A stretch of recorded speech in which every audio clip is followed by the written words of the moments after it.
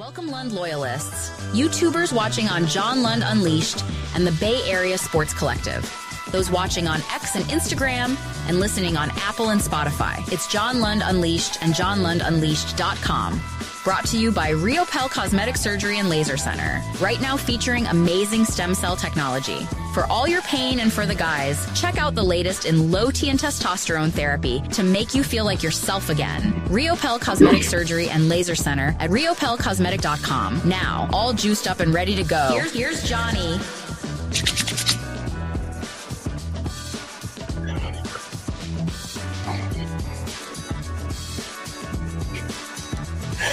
What's happening? Thanks for joining us.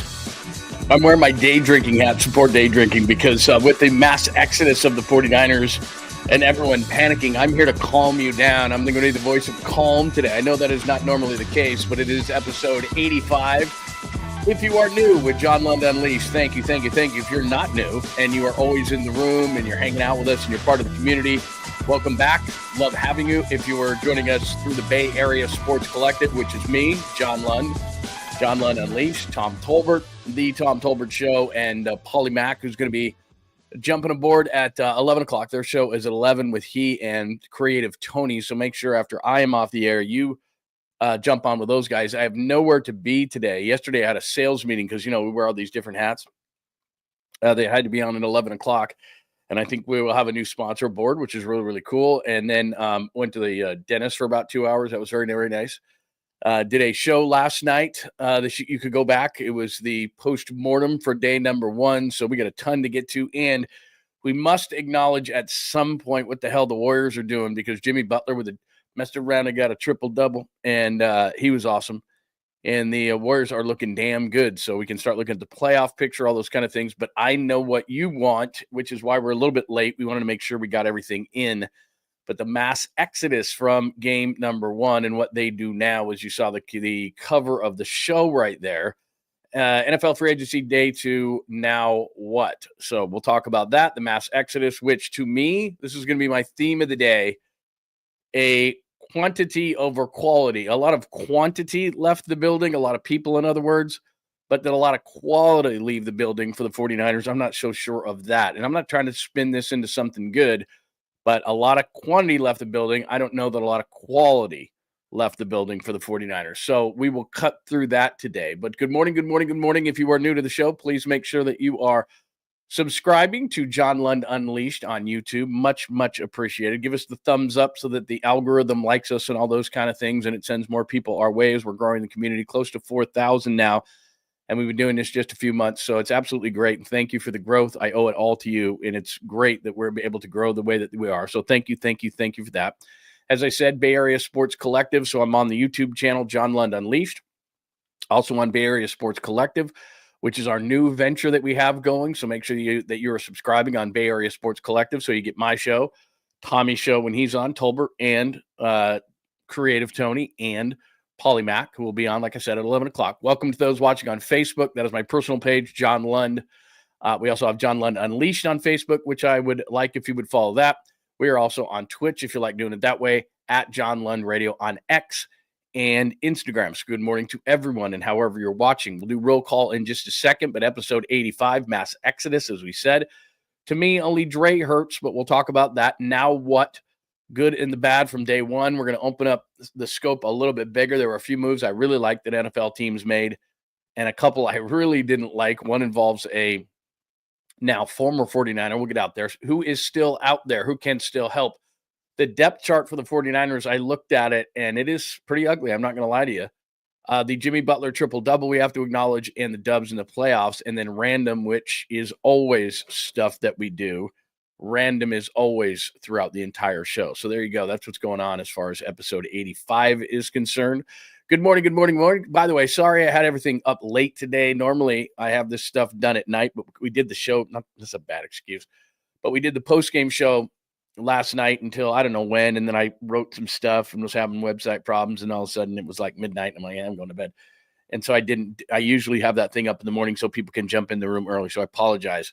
I'm normally better than that, and I will be better. Vernon, sports girl for life. Morning, all. John Holmes, it is tremendous to have you in Arizona getting up an hour earlier. Love it, love it, love it. I love the word savages, by the way. You're a savage. Savage is a great word. Certain words, like I said, uh, Lund did almost 5 hours. Those steroids are working. They're not steroids. They're not steroids. They're not steroids. Let's see. I did see this morning Solomon Thomas to the Cowboys. Colts get Daniel Jones. Thanks for updating us, John. Yeah, Daniel Jones. That's a good situation for Daniel Jones, by the way. If he can be that comeback quarterback that maybe I think he can be, Anthony Richardson stinks. So he may get an opportunity there. Very, very cool. Let's see here. I love it when we start the show and people start hitting up on Valco and all that kind of stuff. It's not Valco. I do not have bouts of rage. There are no bouts of rage. In fact, I'm going to Skills Report be the voice of calm amidst what I saw last night. Like, oh, it's over. And all these 49ers podcasters and YouTubers. Oh my God. Oh. Yeah, I'm worried that the 37th ranked guard, Aaron Banks, left for 4 years and 77. I'm really upset that the 40th ranked tackle, Jalen Moore, who a lot of times couldn't protect air, couldn't block air, is leaving. That's just horrible. So we'll get into that. I'm not bitter. It's just everyone's acting like sky is falling. And I'll show you the depth chart. It's not great, but it's not because these guys, Dre Greenlaw hurts. There's no sugarcoating Dre Greenlaw hurts, but everything else I'm not overly worried about. So we'll get into that whole conversation. But Skills Report is here. Kid, what's up, Kid Icarus 5? I like it. Let's go. Yes, third string safety. That's what they did this morning. Richie Grant, by the way, is the George Odom replacement. So let's definitely not overvalue that signing. So yeah, 4K, we're getting really close, and I appreciate it. Good morning, Bucko Sports, to you. Good morning to Joy. Who else is here? Is there anybody new that needs to say hello to our community this morning? Good morning. Scott always does that for me, and I really appreciate it. Like and subscribe, please. That would be massive for everybody, both here at John Lund Unleashed and Bay Area Sports Collective. Gizmo, good to see you. What up, 59, but really 84? Good to see you. Hey, yo. What else we got? Tacky is always here. I'm telling you, I got a positive attitude today. I don't know if it's just I'm yinging and everybody else is yanging. Everybody's going right. I'm going left. But, I think people are overreacting. There's some issues here. By the way, I owe you, Daniel S. Light the Beam, because as I went off the air yesterday and I couldn't get it back, after I clicked it, you go, bro, you screwed me because you had a super on the board and I didn't hit you. The Niners window was closed. We already knew that. But even my fantasy was another runner now dead. They better crush the draft. That's what we're going to talk about today, because that's what Jed York is basically saying to these guys. Good morning, Babak. Good to see you. Rough depth chart, but you got to pay the QB. It's expected. You're 100% correct in that evaluation. Hi, Gabriel. Good to see you this morning. Mo Vaughn. Everybody's acting like that's like, oh my God, these guys took steroids. You're basically telling me, baseball, that I can use HGH steroids. These guys are trying to stay in the league. One more year in the league means millions and millions more dollars. What do you think they're going to do? Of course they're going to do that. I was covering the league back then. And I mean, I didn't watch anybody stick a needle in their ass, but I'm telling you, everybody knew. I mean, it got to the point where we weren't even talking about it in media areas anymore. It's like, yeah, Barry Bonds' head is massive. Brady Anderson's hitting 50 home runs and he looks like the Incredible Hulk. It's like everybody knew. Man, ridiculous. Anyway, hey, there they are. How you doing? Expected East Coast Red and Gold podcast. Please make sure you follow my friends there. Kenny Smith, good morning to you. It's good to see you. Yeah, a little Warriors thought there. Yeah, we cannot ignore what the Warriors are doing. I realize that we're in day 2 and everyone is panicking with the Warriors, and with the Niners. We have to acknowledge that. But yeah, absolutely. The Warriors are absolutely rolling. We can get into some Giants if you want to do that as well, but we will focus on the 49ers, it being day 2 and all. I'm just guessing. On that one. Yeah, I'm not really sure. Good morning, Max. Good to see you. Definitely new here. Always appreciated you over the years. Everybody, welcome, Max. Very nice to have you in the building today. Very, very nice. And I appreciate the kind sentiment. I'm glad people are finding us not only here, but on Bay Area Sports Collective. If I missed you, I'll hit you up. Good to see you, Pine Needle, my good friend. And yes, let me do this really quickly because I want you to feel like I do. The Niners mass exodus, everybody's panicking, but because of my good friend, Dr. Jeffrey Riepel, in the Cosmetic Surgery and Laser Center right here in San Ramon, and I'm telling you, it's worth the drive.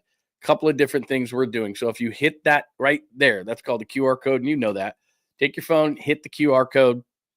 I am doing testosterone treatments. No, it's not steroids.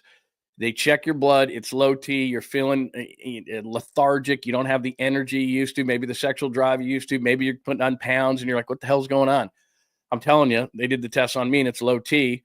And I've done it before where you have to go in and you have to get the shot every day and all kind of, or every week. It's a big pain in the butt, literally.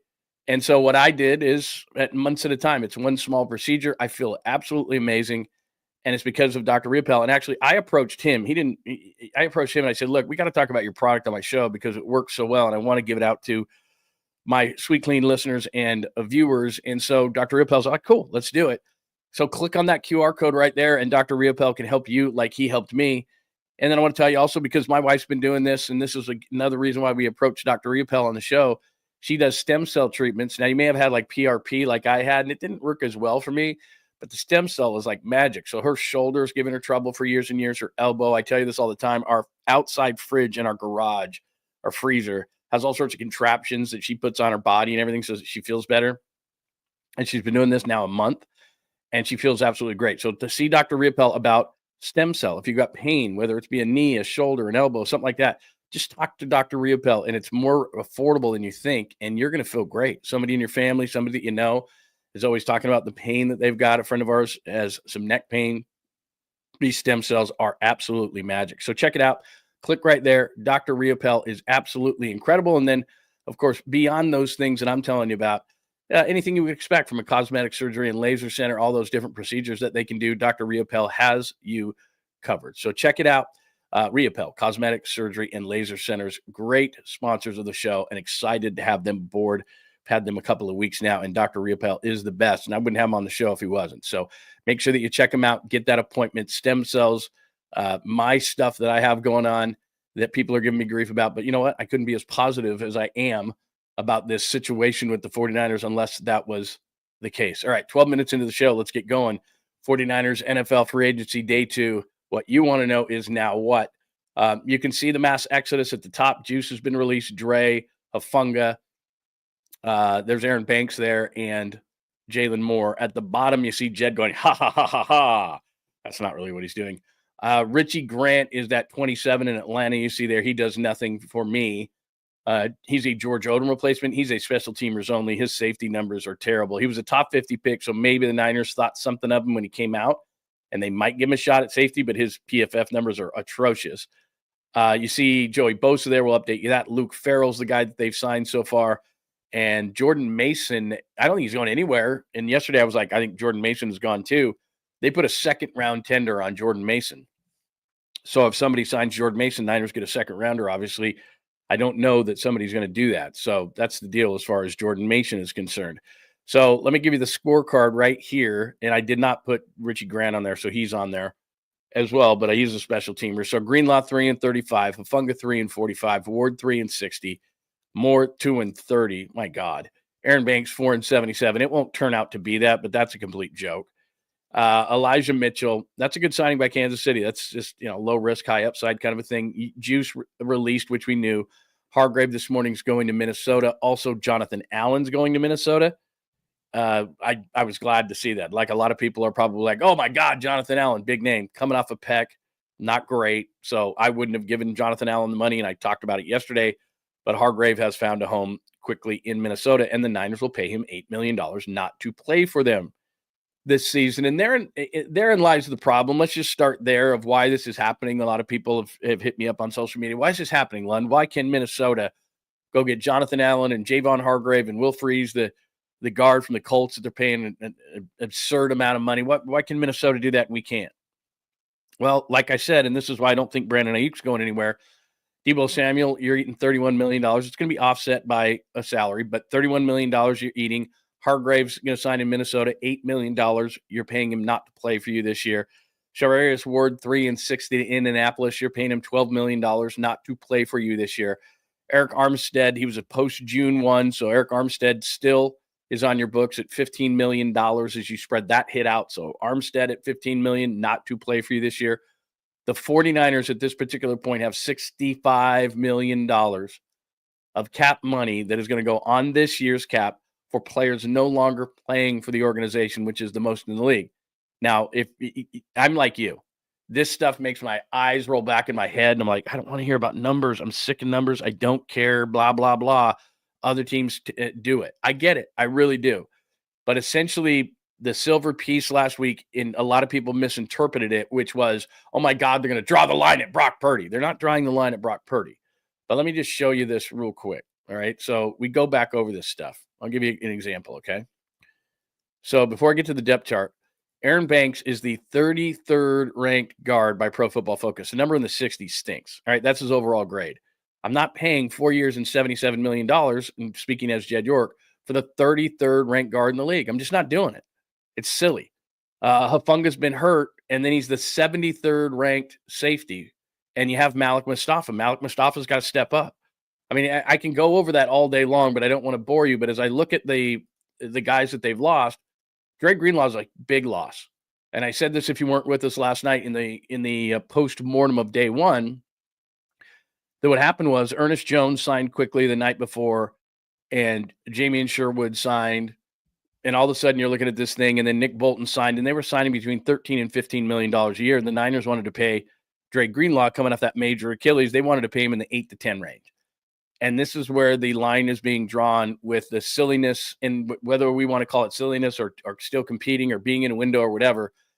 And Jed York said, no, emotionally a year ago, they would have signed Dre Greenlaw and said, oh, well, we're going to have to go to 12 or 13 or $15 million. This one ended up being what, about 12, a little less than 12, 11.3, I guess that is.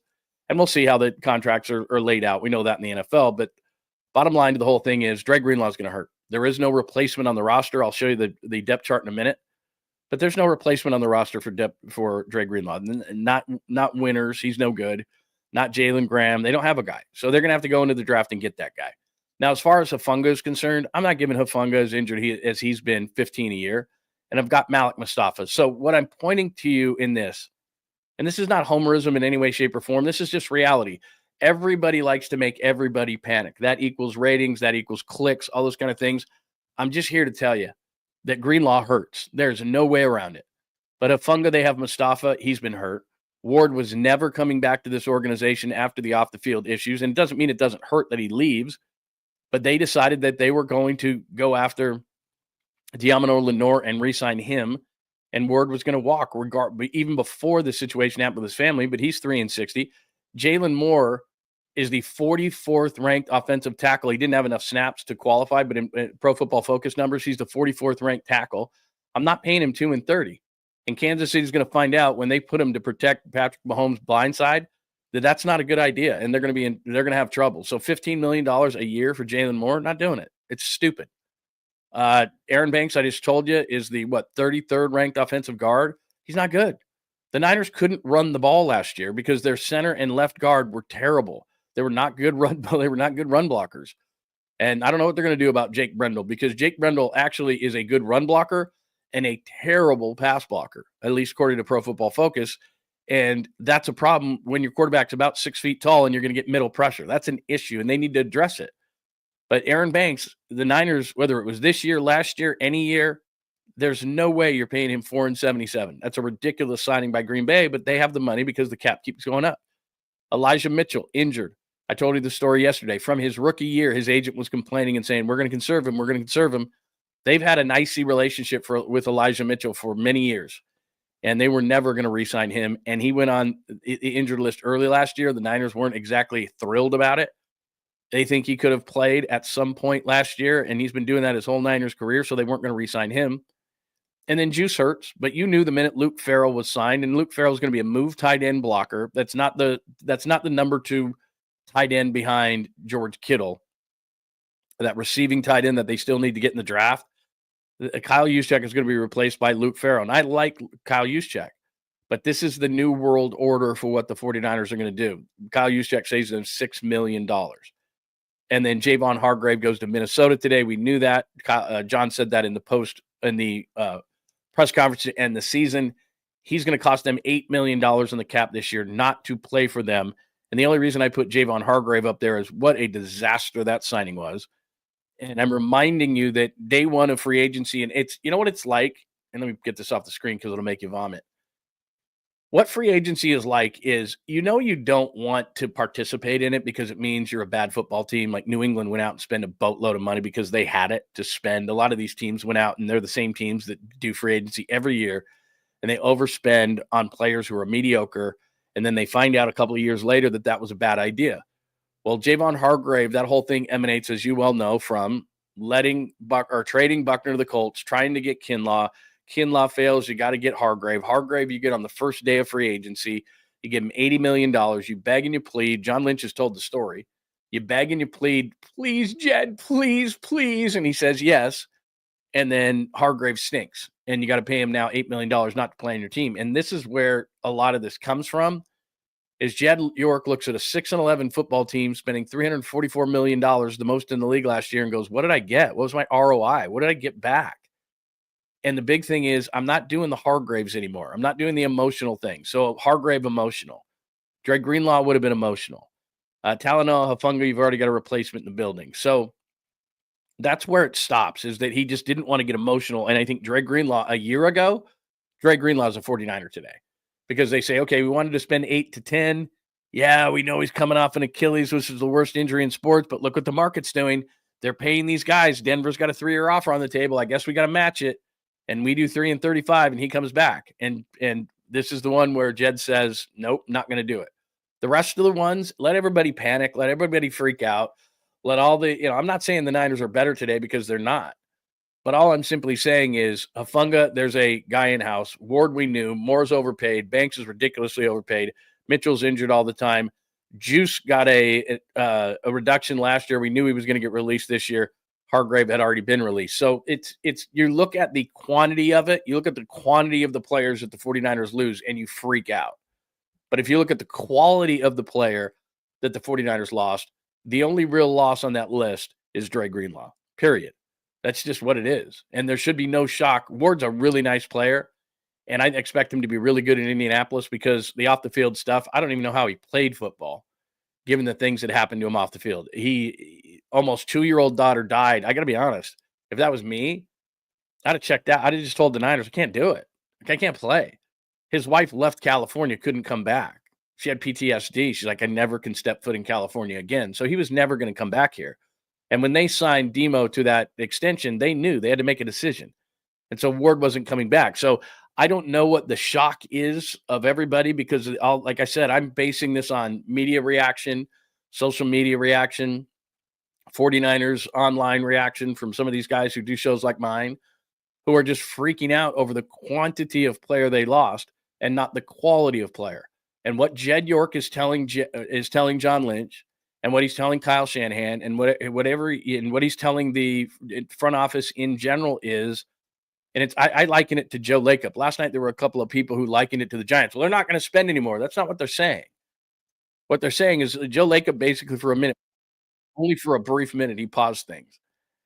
And he said, we're a 10th place team for the 3rd year in a row playing in the play-in. I'm not paying for this. I'm not paying top dollar for this. Sorry, just not going to do it. And then Jimmy Butler became available, and he huddled with his people, and he was going to make the decision anyway, and essentially said, you know what? Jimmy Butler can put us back in contention. I'll spend again. So what Jed has done is he's moved this responsibility over to John, Kyle in the front office, and said, guys, I'm watching Philadelphia nail the draft for a couple of years in a row, and look where they are, and they're fine financially. I'm looking at the Rams doing it. The Rams were in this exact position after they won the Super Bowl. Remember, they gave up all the draft picks and everything, and everyone said they were going to rebuild. And then all of a sudden, Aaron Donald retired, and they were like, what are they going to do? Well, they just started nailing picks. 5th rounder for Puka Nacua, 2nd round Kyron Williams, rebuilt the offensive line with some picks and some signings, nailed the defensive line with guys like Jared Verse and Brandon Fisk and Young and all these guys. They rebuilt their entire team mostly through the draft and then key free agent acquisitions when they got the money, because they let a bunch of guys go. And then they got the money, they drafted well, and then the ownership of the Rams went, okay, we're back in this thing. I'll spend some money again. So the teams that are at the top of the NFC, they didn't do it because they made these great free agency signings. Now, Philly did a great job with Zach Vaughn and Saquon Barkley. There's no question. But they nailed those guys in the secondary last year. Quinyon Mitchell, Cooper DeJean, Jalen Carter up front. They just nailed picks one after the other, and then obviously they did some trades and free agent signings. It's a combination of things, but the people who think that free agency is going to be the great elixir to fix your team are going to find out. Go just track these guys that were signed in this offseason. A couple of years from now, they're going to be trying to undo these deals because free agents are imperfect. A lot of times they're too old, too expensive, too injured. There's a reason why players make it to market. The best players re-sign. The best teams draft, develop, and re-sign their own. The teams who have all the money, they picked so poorly in the draft that they didn't re-sign their players, so they have a bunch of money to go out and get the flawed players. And then we freak out, and it's like sitting there at Christmas when you're young, because older, I don't care. I watch my kids open presents. I don't care anymore. But when you're young and it's like, everybody's got a present but you, and you're getting pissed, and it's like, even if it's a junky present, you just want a present to open, right? And that's kind of how we felt as 49ers fans. It's like, where's my present? What do I get to open? And then it's Luke Farrell, and you're like, move tight end blocker, socks and underwear. Or it's Richie Grant this morning, special teamer. He's not going to play in the secondary. He's not good in the secondary, but he's a decent special teams player. The Niners are probably taking a chance on him because he was a top 50 pick by Atlanta, so maybe they had a decent grade on him, and they're like, what's going on with this guy? But he's been in the league 4 years. He has horrible safety grades, but he's a decent special teamer, so he's probably a cheaper version of George Odom. That kind of a thing. Not exciting. Again, socks and underwear, special teams guy, socks and underwear. So, yeah, it hasn't been exciting to this point, but Jed York is clearly telling the 49ers front office, you got to show me something here. I'm not going to go out and spend crazy money, and I'm not going to spend emotional money. I'll sign Brock Purdy. There's no question. They'll extend George Kittle. Mark my words. But they're not going to go out for an Achilles-injured Dre Greenlaw, and I can't say that I blame them, and spend $3 or $4 million more a year and take that risk that he's going to get hurt coming off that kind of an injury. They're not going to take that risk anymore and pay injured guys to sit around for him. Hargrave absolutely burned this organization. You can go on down the line and all this kind of stuff. And that's why as we move this conversation forward, and I'll show you the depth chart in a second, I have not seen it, so maybe I should make sure that I'm still on my on Twitter at a really high level right now. And if anything happens, do what you did yesterday. You guys were amazing in keeping me up to date on everything that's going on here. Solomon Thomas, Dallas. Yeah, we already talked about that. Richie Grant is nothing. Let's see. He's a special teamer. Let's see. Okay, nothing right now. But essentially that's what he's saying is, look, I'm going to put the ball back in your court. We're going to go back to drafting, developing, re-signing. That's what we're doing. We're not going to panic. They're not in a rebuild mode. I'm going to answer that question for people because if they were, Kyle Shanahan would ask out. John Lynch would be broadcasting TV. John Lynch is here for one reason. It's to win a championship. And he has said that on numerous occasions. He could be getting paid a lot more money to do a lot less work in TV, and he's really good at it. The only reason he's hanging around is because he started this and he wants to finish it. So, look, it's going to be tough. As we sit here right now, what is today? March 11th? As we sit here on March 11th, this is as far as the 49ers have been from the elite teams in the NFC since, 2018? Right? Because in 2019, they go to the Super Bowl. 2020, they get injured, but we said, okay, it's injuries. 2021, they go to the NFC Championship game and Tart drops the ball. 2022, they go to the NFC Championship game. Brock Purdy's arm falls off. The next year, they go to the Super Bowl, and then last year, they were terrible. And then this year, I wouldn't say they're tearing it down. I just think that they're saying, look, we're gonna kind of restructure this thing in that you guys are going to have to draft great players again, and we'll reinvest in the product, and we'll take chances again on the product when we get some guys in here who we feel better about. And you just got to a point with some of these guys, and I'll pop it up there. Greenlaw's going to hurt. Hufanga hurt. Ward wasn't going to come back. Jalen Moore vastly overpaid. Aaron Banks hilariously overpaid. Mitchell too injured. Juszczyk. And the thing about Juszczyk is, and then again, Hargrave, they're paying not to play because he was a disastrous day one free agency signing. As far as Juszczyk is concerned, look, it's a bummer, man. He's a great guy. I've interviewed him a million times. He's the type of guy that you want your son to be, your daughter to marry. An amazing dude. And he's going to hurt to lose that type of a guy in the locker room. There's a fabric of a football team, a fabric of a sports team, and chemistry matters. It matters 1,000%. So it's going to hurt from that standpoint. But from a production standpoint, he didn't catch the ball a lot, even though he was open a lot. They didn't feature him. They didn't throw the ball to him. So there's that. He doesn't run the football. He ran the football a couple of times late last year when they had some injuries in the running back, and he fumbled it. Not his fault. He just doesn't carry the ball a lot. He's a good, not great blocker. And I can guarantee you that this kid that they're bringing in from Jacksonville is a better just overall blocker. He's not a better chemistry guy. He's not a better locker room guy. He's not a better friend to George Kittle. He's not probably a better speaker. He didn't go to Harvard. His wife doesn't make better jackets. All those kind of things. I'm not saying it's great to lose Kyle Juszczyk. And early returns are he might go to Seattle because you've got a Kubiak up there, Clint Kubiak, and he's running their offense, and they're going to need a fullback. And he's really good. I'm not saying it's not a great thing. I'm not saying that it's kind of an end of an era to an extent, but as long as John and Kyle are there and a lot of these guys, the Fred Warners of the world are still around, this is still that team that's trying to win a Super Bowl. But I'm not here to tell you that Kyle Juszczyk's not a loss for this football team. But on the field, it became more and more difficult to justify what he was getting paid because they're not throwing the ball much to him. He's a good, not great blocker. So how much do you pay for a guy who's great in the locker room and everybody likes? And that's what it came down to is the 49ers had to be ruthless in their evaluation of things. Bill Walsh, not Al Davis. Al Davis would keep guys because he just loved those guys. Bill Walsh said, nope, rather a year too early than a year too late. And that's what the 49ers are doing. They like Kyle Juszczyk. But the writing was on the wall a year ago when he took a pay cut. And I thought Kyle Juszczyk was as I looked at players that could save money for the organization, he saves them $6 million. So they looked at it and they just said, there's not justification for it. And here's the other thing. They looked at the film and they said, we need to run between the tackles, short yardage, and Kyle Juszczyk is not a hammer type of a blocker. This kid that they're bringing in from Jacksonville, that's supposed to be his MO. They're going to put him in motion. They're going to play him at fullback. He's going to be that guy. He's 6'5", 255. He's a bigger dude. He's a better blocker. And they've got to figure out center and guard. I'm not going to lie to you on that. They got to figure out center and guard. I mean, it's terrible. In fact, let me throw up the depth chart. I don't mean to make you throw up your eggs or anything like that, but it's ugly. And I circled some of the places that are really ugly, but you can see the numbers there. Those are Pro Football Focus numbers. Anything in green is good. Anything in yellow or orange is bad. So if you look at the center position, for example, Brendel, not great.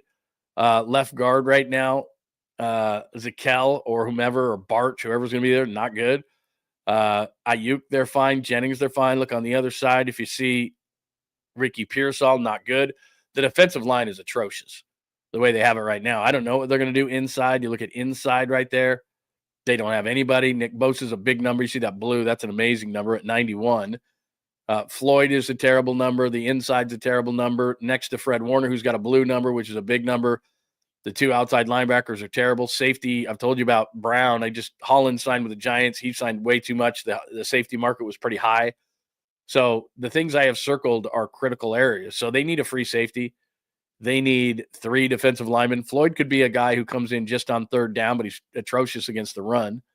Linebackers, that's Dre Greenlaw. It really hurts. It really hurts. And I'm sure at the last minute, John and Kyle said, look, we understand your stance. We understand the direction of the team, but are you sure on Dre Greenlaw? Because we have nobody, Jim Harbaugh, to replace him. Nobody. That's the one that's going to hurt. And they're going to have to go earlier in the draft than they wanted to for a linebacker. And they'll probably sign a veteran like an Eric Kendricks, who's 33. But you can see right there in the depth chart, the linebacker, other than Fred Warner, is ugly. So it's pretty simple. Now, on the positive side of things, Brock's going to get re-signed. McCaffrey hopefully is healthy. Jennings and Ayuk. Offensively, and there's Kittle with an elite blue number next to him. Trent Williams has an elite blue number. McKivitz is not as bad as you think at right tackle. So they've got, obviously, offensively, if they can get that center guard situation worked out, if, which I hate ifs, Ricky Pearsall, it lives up to a first-round billing and is at least solid. Offensively, I believe they're going to score points. They're going to address guard. They're going to address center.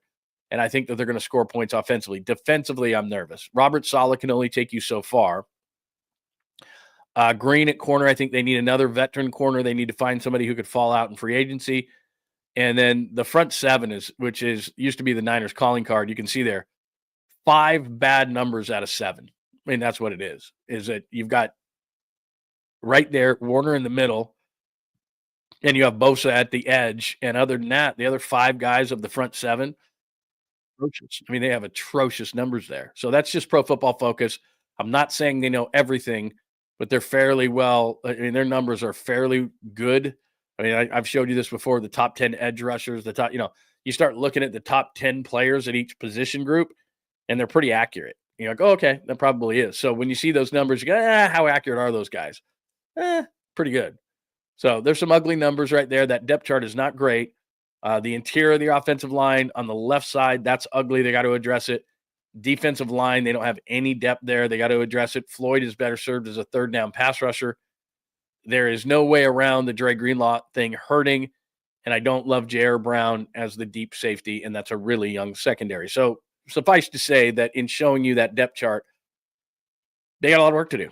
There's no question. But I'm not going to panic over the, like I said, 33rd ranked guard getting 4 years and $77 million, and that's Pro Football Focus. I'm not going to freak out over a guy like Hufanga who's hurt all the time and was the 73rd ranked safety. There was a lot of quantity that left yesterday, not a lot of quality. And Dre Greenlaw is hurts. I mean, there's no doubt about it. Dre Greenlaw hurts, and they don't have a replacement on the roster. Now, a couple other quick things, and then we'll go out to the chat line and see what people are talking about. Matt Barros reporting, as I told you, the Niners are placing a second-round tender on Jordan Mason. No team signs him and get a 5.35, which is reasonable, and they'd get a second-round pick. So I don't think anybody's going to sign Mason for a second-round pick value. There's a lot of running backs in this draft, and I just don't see it. The other thing, let me see, what else do I have on the board? Oh, Jonathan Allen, I was never on board with this. 3-60 is ridiculous. He's coming off a pec. He's 30 years old. I'm not saying he's done, but I wouldn't give him 3-60, and that's just that. You got money burning a hole in your pocket, and they signed Allen, they signed Hargrave, and they signed Will Freeze, the guard from the Colts. Minnesota did, and I bet they have buyer's remorse on probably two of those three. Richie Grant comes to the Niners. You're like, what's he all about? He was a top pick, and a lot of people buzzed about him a few years ago when he came out of college, so maybe that's why the Niners are looking at him. But he's a special teams only guy. Think George Odom replacement. If they release Odom, they save about $1.5 million. So that's probably what they're doing there. He's not great. He's got not good numbers. Not good numbers. And one more thing I'm going to show you. This has to do with Pro Football Focus. This is the point I'm making on Pro Football Focus. Oh, I just have the Bosa 72 up there. That's why I don't want Joey Bosa, by the way. That's PFF numbers. 72nd rank edge rusher. Thought I had the top 10. I've showed you that before. When people go, Pro Football Focus doesn't know anything. The top 10 edge rushers are the top 10 edge rushers in the league. So people can talk about what they don't do or they don't do anything or you don't know. I think they do a pretty good job. So anyway, there you go. That is the reality of the Niners situation right now. Give me your thoughts. I'm really interested to know what you think. I'm going to hit the chat line here in a second. But how do you perceive all this? I'm saying that it's a lot of quantity that left the building, not a lot of quality. You can't get around the fact that Dre Greenlaw is really going to hurt and they don't have a replacement. You can't get around the fact that although Kyle Juszczyk probably didn't do enough to earn his paycheck and it wasn't all his fault, he's not a hammer blocker and they need to improve that to run the ball better. He was open in the pass game. They just didn't throw it to him a lot. He's tremendous in the locker room. He's a really great leader and lots of guys like him. But that's a luxury that right now the 49ers don't feel they can afford. So I'm not saying that Juszczyk isn't a loss and Greenlaw isn't a loss. There's just nobody else on that list that I'm overly concerned about. And people are looking at quantity over quality. Hufanga hurt. Ward was always going to leave. Moore, that's a dumb contract. Banks, that's a dumb contract. Mitchell hurt.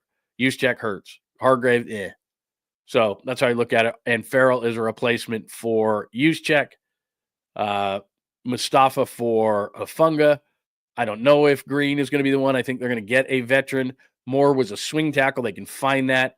Banks, you can find a guard, not only in the draft, but in free agency. Mitchell wasn't going to be a factor because you've already got Mason. Looks like he's going to come back. And then you have Garendo after that. So Mitchell's not even a factor. He didn't even play last year. So lots of quantity left the building, not a lot of quality. I guess the question I would ask you is more so, is it a sign of what they're going to do? In other words, we had our window. That's it. We're done. I don't look at it like that. I still think there's a lot of offensive firepower on this team. And I think that they're going to score points. I think Brock's going to be a lot better quarterback. He got a last play schedule. But defensively, and I showed you the depth chart, defensively it's ugly. And there's just no way there's no way around the defense. Salah's only giving you so much. Their defensive line is ravaged. Their linebacking core, other than Fred Warner, and they have a lot of work to do. And I'm not comfortable having J.R. Brown as my deep safety. Plus, I think they need a corner. I think they need another corner, and then Renardo Green can come off the bench. And Green was good last year; it was solid, but and Lenore is solid. But I think what would be cool is if you get a veteran corner, another adult in the room in the secondary, and then Lenore moves inside in the slot on passing downs. So that's how I see it. It's not pretty. And the center and the guard have got to be replaced. Center and guard have got to be replaced. So that's how I see it. All right, let me pop out to the line here and see what people are talking about. We're 40 minutes into the show. Give you a little day one. Plus, what I'll do is I'm going to I told you there on the chalkboard there. So we're at mass exodus. Only Dre hurts. Now what? I'm going to give you now what in a minute. Good and bad from day one. I'm just going to move out the lens a little bit and look at some of the moves I liked and did not like. And then still out there is who you care about. Like, who's still out there, Lund? Good question. I'm going to show you that in just a second. What do we got? All right. Hi, Jeremy. Good to see you. Greenlaw hurts. Dahlman signing to Chicago. Disappointed. May go linebacker at 1. There's just not value at linebacker. I know that the Alabama kid, those are good a couple of linebackers. Georgia's got a kind of a hybrid linebacker that they've got out there. I don't love linebacker at the first round. And I'm talking about a Dre Greenlaw, Fred Warner off-ball linebacker. I'm not talking about an edge guy. They need an off-ball linebacker. And I don't love that in the first round. But there is, I think in the second round, there's a couple of guys they could go after. I don't love playing a rookie linebacker. The only reason being is it reminds me a little bit of Campbell last year, where Devondre Campbell, where they're just going to go after him. He's not a rookie. I'm just saying if at linebacker you can't cover, and a lot of times linebackers in college can move going forward. They're great. They can move forward. They can attack. It's in the pass game where they struggle. Like I remember seeing Reuben Foster probably the second or third day of camp, and it wasn't Juszczyk. It was like a second or third string tight end. It wasn't anybody any good. And he just absolutely fried Reuben Foster. And Foster moving forward was fine. Like I'd watch Reuben Foster in other drills. Moving forward, Reuben Foster was fine. Going backwards, trying to cover somebody, oh my God, it was unreal. And then I just remember after watching 2 or 3 backup tight ends absolutely roast him, Juszczyk made a fake to the outside and a cut to the inside, and Foster fell down. And I was like, oh no. And that's a lot of times. I know Foster was a complete flop. A lot of stuff was off the field. But he was a first round pick linebacker. And he came in and I'm just like, he can't defend the pass. And he's going to get attacked constantly. And so, like I said, I think they'll probably bring in a Kendricks maybe at 33, who almost signed with the Niners last year as kind of a veteran guy, as a safety net. And then they'll probably second, third round, they'll probably get after a linebacker. I wouldn't doubt it at all. But I wouldn't love a linebacker at 11. Is there a Patrick Willis at 11? Like what Willis was drafted in that range when he came out, and things are different now. But if there was that kind of elite type of linebacker that had the speed of a Patrick Willis and somebody who could cover like that type of a linebacker, I'd be all over it. But a lot of times linebackers, like think about some of the best linebackers of this previous generation. Luke Kuechly was a first rounder. I mean, that's the kind of you're talking about, and Willis. But in the second round, you're getting guys like Bobby Wagner was a second rounder. Navarro Bowman was a third rounder. Like you can get linebackers, really good linebackers, second, third round. So I don't think you have to go first round. But I could be wrong. I just don't see that kind of linebacker, off-ball linebacker that's the elite off-ball linebacker. I don't see it in this draft. But I could be wrong. Obviously, I could be wrong. Lots of times I'm wrong. Let's see. Hello, Richard. Good to see you, man. Ben Botch. Ben Bartch will probably win the left guard position. That's the one thing I guess we don't know is that who on the roster do they absolutely love? Is it Ben Botch? Is it Nick Zakel? Is it, I don't know if any of these guys are any good because they haven't played enough. So maybe they're just going, look, everybody thinks that we're doomed and all these kind of things, but you know what? We've got guys on this roster. I hope so. I would think that here's the issue with it though. Aaron Banks missed a lot of last season and nobody stepped up and took that job. And as far as Brendel is concerned, I'll say this again and again and again. Brendel is not a bad run blocking center. I think he ended up Pro Football Focus put him at 12 as far as run blocking, but he was one of the worst pass blocking centers in the league. And the issue with that is he's listed at 6'1". I don't even think he's that. And so if you get middle pressure on the 49ers, Brock can't see. He literally cannot see. And he said that after the throw to Juwan Jennings down the sideline in the second Rams game at home, where he threw it into bracket coverage and it got intercepted and he just chucked it up there. And he said after the game, I didn't see it. I almost fell out of my chair in the post-game press conference. He goes, I didn't see it. Like, what, you didn't see it? Why'd you throw it if you didn't see it? Because he's getting middle pressure in his face. And that's Jake Brendel. So if Brendel wasn't being pushed back, I can't tell you how many times I went back and watched tape and saw Jake Brendel on his ass in pass pro. And I'm like, you cannot have that. You can't have that generally, no matter what. If you're 6'5" or something like that, maybe you can. But a 6-foot quarterback with pressure right up the middle, that's what teams are trying to get on the Niners. And once they saw that with Jake Brendel, they're like, middle, middle, middle, middle. And they're going to do that all next year until they get it fixed. And Dominic Puni, and I keep going to Pro Football Focus, but he was a 6th-ranked guard in the league. He was good in both ways. So they got to get it fixed. They got to get it left guard, even if it's in-house, that's fine. I wasn't going to pay Aaron Banks $4.77. I mean, show me the person that was going to do that. Of everybody complaining about what the 49ers lost, and it was massive yesterday. It wasn't good. It was a bloodletting. It was ugly. But I wasn't paying Aaron Banks $4.77. No way. So let's see. What else? Keep them coming. I'll check on Ben Dover. Ben Bodge. I don't know enough about Ben Bodge to tell you whether he can play or not. I don't. They could. Devin Bush was a guy that was a first-round pick out of Michigan, and he bombed in Pittsburgh, and he has really good athletic traits. And then he went to Seattle, and he was even worse. And I think they might have even released him. He wore number 0, and that was about as good as he was. He wasn't very good. So anyway, I don't love that, but who knows? Hi, Gabriel. Good to see you. Mekhi Becton hasn't signed yet. I would be interested in sliding left guard next to Trent. Those are some big dudes. You are right. I guess my only question with him would be, does he have the movement skills in this offense? The Eagles just power it, right? The Eagles are more of a power scheme, and the Niners are more of a zone scheme. So does Mekhi Becton with his size have the movement ability to be able to do it, and how much does he want? I mean, that's what it comes down to is, right? The Philly gets him on a nice deal last year because he had bombed out with the Jets at tackle. He was a high pick, and he bombs out with the Jets at tackle. The Eagles get him for nothing. He plays right guard and he blocks out the sun. But A, does he have the movement skills? And B, he's probably looking for something beyond a 1-year prove-it deal now. And the Niners are showing you right now, they're probably not down with that. I did see the Holland signing. Yeah, I don't love it. And it was similar to what Hufanga got with the Broncos. He wasn't rated very highly, but he's a Bay Area guy, and I know he wanted to come back here, but that's not good. Hi, Aussie Rules. Look, I don't think anybody's going to sign Mason for a second-round tender, so he's going to come back, and that's great news. And if I'm the 49ers, I'm going to Christian McCaffrey and I'm saying, I love you, man, and I know you want to play on every single play. I get it. We got to pull you out of there with a crane. But Jordan Mason's a solid back, and he showed in the first half of the year, north-south runner, that he led the league in rushing at one point. He's not you, and he's not going to tilt the field like you, and he's not going to catch the ball like you or any of those kind of things. But we have to preserve you like the Warriors preserved Steph Curry, and we all sit there and go, more minutes for Steph, more minutes for Steph. We want more minutes. But they've got to save him from himself, and if he's going to fulfill the contract that he just extended before last offseason, especially, I don't know where that Achilles is, and you hate to hear that, but I don't know where that whole thing is. But Jordan Mason, A, deserves snaps, and B, they need to conserve Christian McCaffrey. So to me, that's good news that they're able to keep Jordan Mason, because I don't think anyone's going to give a second-round tender or second-round pick to the 49ers for signing him away. Yesterday, I was like, I'll probably lose him too. But they put a second-round tender on him, which pays him over $5 million, which is still not a ton of money for a running back, but it's a decent amount.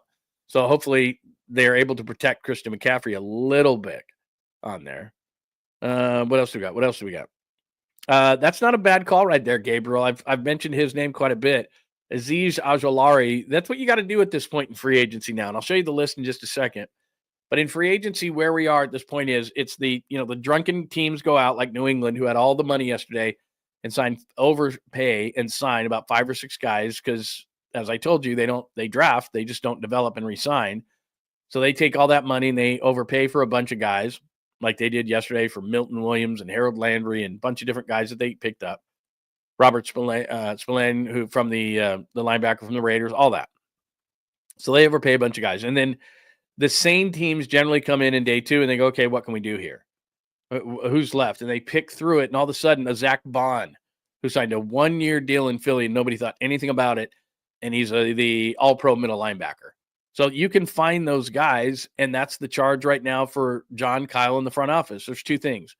Find a couple of buried diamonds in free agency at this point that nobody else sees, who fits our scheme and what we do. And maybe that's a guard, like you said. Maybe, who's this year's Mekhi Becton? I don't know if they can afford Mekhi Becton, but who's this year's Mekhi Becton that maybe bombed out somewhere else? Like, to me, Tevin Jenkins is a guy that was a first-round pick of the Bears. Lots of injuries, so that might scare the hell out of the Niners. But Tevin Jenkins is a type of guy that was drafted out of Oklahoma State highly, and the Bears have replaced a bunch of guys, and they're sick and tired of waiting on him, and he's 27 years old, and he's got upside, and that's the type of guy, if you're the Niners, that you bring in and you go, cross your fingers, I hope he can be Mekhi Becton. And we hope he can be a guy that we're going to pay very little money to, and he's going to come through for us. Those are the type of players the Niners need to find. And then Jed York is telling the organization, draft. You start showing me promise. You nail a couple of unearthed diamonds here in free agency. You nail the draft like you normally do, especially in the middle rounds. And then next season, next offseason, I'll open up the wallet a little bit more. But you got to show me something here. It's not just drunk spending. And I know that everybody wants that constantly. But as an owner, he's just going to pull back and say, look, we're re-signing Brock. We're extending Kittle. We're doing these kind of things. These are players that are core to what we want to do, but you got to show me something. And as I showed you on the depth chart, that defense is a mess right now. Along the defensive line, the linebackers, they need like I said, an adult in the room in the secondary, whether it be a corner or safety or both. So they're going to have to find somebody. And the one thing is that you'll find out now, okay, all these teams signed guys. So if you're bringing guys in, what do you got to do? You got to let guys go. So is there a veteran safety? Is there a veteran this? Or is there a veteran that? Because these teams are going to bring all this money in, and conversely, they're going to let some guys go. All right, we brought in that guy. We got to let this go. Got that guy. We got to let this go. Is there anybody that they can do? That's where real teams really make their stuff. It's like, geez, remember when that guy was afraid? They just grabbed him. And who was clamoring for Saquon Barkley last year? Were people falling all over themselves? Because I don't remember that. And then the Giants on national TV went, we're good. We'll take Daniel Jones over him, which, by the way, Daniel Jones is the Colts. And he's a guy to keep an eye on just because, I don't know, for some reason, I think he's the next Darnold or Baker Mayfield. He's got talent, got out of New York. I just think he might be that guy. And Anthony Richardson stinks. He'll be starting by, I don't know, week 3 or 4 probably. So, and let me keep going back to questions, comments, people's thoughts. Again, not a great first day for the 49ers, but I'm going to keep sticking to this. Quantity over quality left the building. A lot of people, not a lot of quality, but it is, it's ugly, man. I'm not going to deny that. But it's a lot of quantity that left the building. I don't think a lot of quality. What do we got? I will go out in just a second because you want to know what's left. And I'll go out in just a second and show you that. What's up, Nate? Good morning to you. Good morning. I always like the Scooby-Doo. Oh? Let's see here. See, the thing is I owe Daniel, like the Eagles, we need to rebuild through the draft. Howie and Lynch. Yeah, Roseman just had a ridiculous year. I mean, that's what it comes down to. All right, let me do this. I'm going to share my screen with you. That's like I always tell you is dangerous because I don't know what's on my screen. Actually, I do, and that's why I'm nervous. Okay, here's what is left. Let's do this. This is fun. Jonathan Allen, who went to the Vikings and was vastly overpaid at $360. So this is the latest. Darnold. By the way, I'll go through some of these moves that I liked. I like Sam Darnold's move. I texted with a friend of mine in Seattle this morning, and I said, look, I watched Sam Darnold in training camp, and although he doesn't always see it, he spins it. And so that's an interesting one to me, and they saved a bunch of money on Geno Smith, and he's 27, and Smith is 34. So I know that we're not supposed to acknowledge the Seahawks or give them any praise whatsoever, but I think that's a good swap by Seattle. Justin Fields, I just don't see it. $240 million. And so they go from Aaron Rodgers. It's the opposite Aaron Rodgers. Now they're going to have an offense where a young athletic quarterback versus an old quarterback who can't move. I just don't see the Justin Fields thing. And people were asking me about Fields of the Niners, and I'm like, he's the anti-Brock Purdy. There's just no way they're signing Justin Fields. And he got $20 million a year from the Jets, and that's just going to be another bad signing by the Jets, another quarterback on the heap. He doesn't see it. He's one read and run. He's a tremendous athlete. He's a great runner, but the league has told you time and time again that you got to be able to win from the pocket at some point, and Fields can't. Daniel Jones, I like that signing by the Colts at 1-14. That's a reasonable deal. Najee Harris was one that we didn't get to talk about yesterday, goes to the Chargers. That's a total Jim Harbaugh move. He's a tank, and he'll just take it again and again and again. Plus, he can catch it in the backfield. Typical Dallas move. Did you see the stat yesterday? The Cowboys have not signed a player making over $6 million a year in free agency since 2015. 10 years. And Javonte Williams, who had knee problems, he looked really good with Denver early, comes out of North Carolina, and they signed him for 1 year and $3 million. Juszczyk, as you see right there, is on that list now. I've heard Seattle maybe. By the way, I'm trying to keep up with stuff. So if you see anything on Twitter, make sure you alert me, please, and I'll give you full credit. Full credit, I tell you. Let's see. Anything else here? Let's see. Wide receiver wise, yes, they need somebody to take the place temporarily of Brandon Ayuk. Plus, it'd be nice to have a veteran. Amari Cooper's name is going to come up. I know Stephon Diggs, but he's a major pain in the butt. Keenan Allen went to Cal, but I don't see it. Mike Williams hurt. Deontay Johnson, pain in the butt. Elijah Moore is a name to watch. I keep telling you Brandon Cooks, so you're sick of it, so I won't say that, but watch it. I don't love any of those other names on that list. Is there anybody for you on that list that you like? So there's the wide receivers, veteran-wise. It's not that I don't want them to take a wide receiver in the draft, and I think they will. I just don't think it'll be early. But wide receiver-wise, I'd like a veteran to take the place of Ayuk early in the season. And like I said, I don't love that list. Slayton was a guy that I kind of thought of, but 3 and 36 would be way too rich for the Niners' blood for this kind of. We're talking about a guy who's going to replace Ayuk while he's hurt and then probably fall back to being like a third or a fourth wide receiver, depending on how good Pearsall is. So that's the list for that. Tight end, like I said, they already went with Luke Farrell, so there's nobody on that list that they're probably going to look at because they're looking now for more of a receiving tight end. Dron Johnson's not bad, but he'd probably be overpriced. Offensive tackle, you're just going to have to live with McKivitz. That's just the way it's going to be. They're not going to look at an offensive tackle. Interior, this is where they really need some help. Dahlman's deal wasn't as big as I thought it was. Some people were saying that he could get 18 to 20. He gets up 3 and 42. Ryan Kelly's a veteran I didn't love, but Minnesota's just throwing around money because Minnesota gets Ryan Kelly. They get Javon Hargrave. They get Jonathan Allen. And they picked up the guard from the Colts for a ton of money. So they had a bunch of money burning a hole in their pocket. Josh Myers is just okay. I don't love that. Yeah, look at that deal right there. $5 and $88 million. That is silly. I'm just not doing it. James Daniels was a guy that I liked for the 49ers, and he got 3 and 24 from Miami. That's a very reasonable deal. Remember, 4 and 77 for Aaron Banks. So 3 and 24 was something that I thought the Niners could do, but he went with Miami, so I get it. But that's not a ton. Jenkins is the guy right there. Tevin Jenkins is the guy. What were his numbers last year, just for the heck of it? Let's see. Those are okay numbers. Overall, 75.4 pass block, run block. Believe me, that's better than Aaron Banks. That's like 10 points higher all across the board than Aaron Banks, and he hasn't even signed yet. 6'6", 321, young guy, second-round pick. Yeah, and he's just had injuries. Bottom line is he's had a bunch of injuries, and that's been a problem for them. Sorry, I'm still sharing my screen, and I don't know if I can go back now that I screwed that up. I'll have to go back in just a second. Hold on a second. And yeah, it won't let me go back. You got to be kidding me. All right. I'll fix that in just a second. I'm going to stop sharing, but let me go back because I'm not done doing that. So hang on 1 second. I didn't realize that if I screwed that up that I would have to let's see here. Oh, no. Hang on 1 minute. Hold on. Technical difficulties. No, there's no technical difficulties. I just have to move this back. Oh, there it is. Okay. Shut that. Give me this. Okay. Let me share my screen with you because we're going to finish up here because I promised you that I would go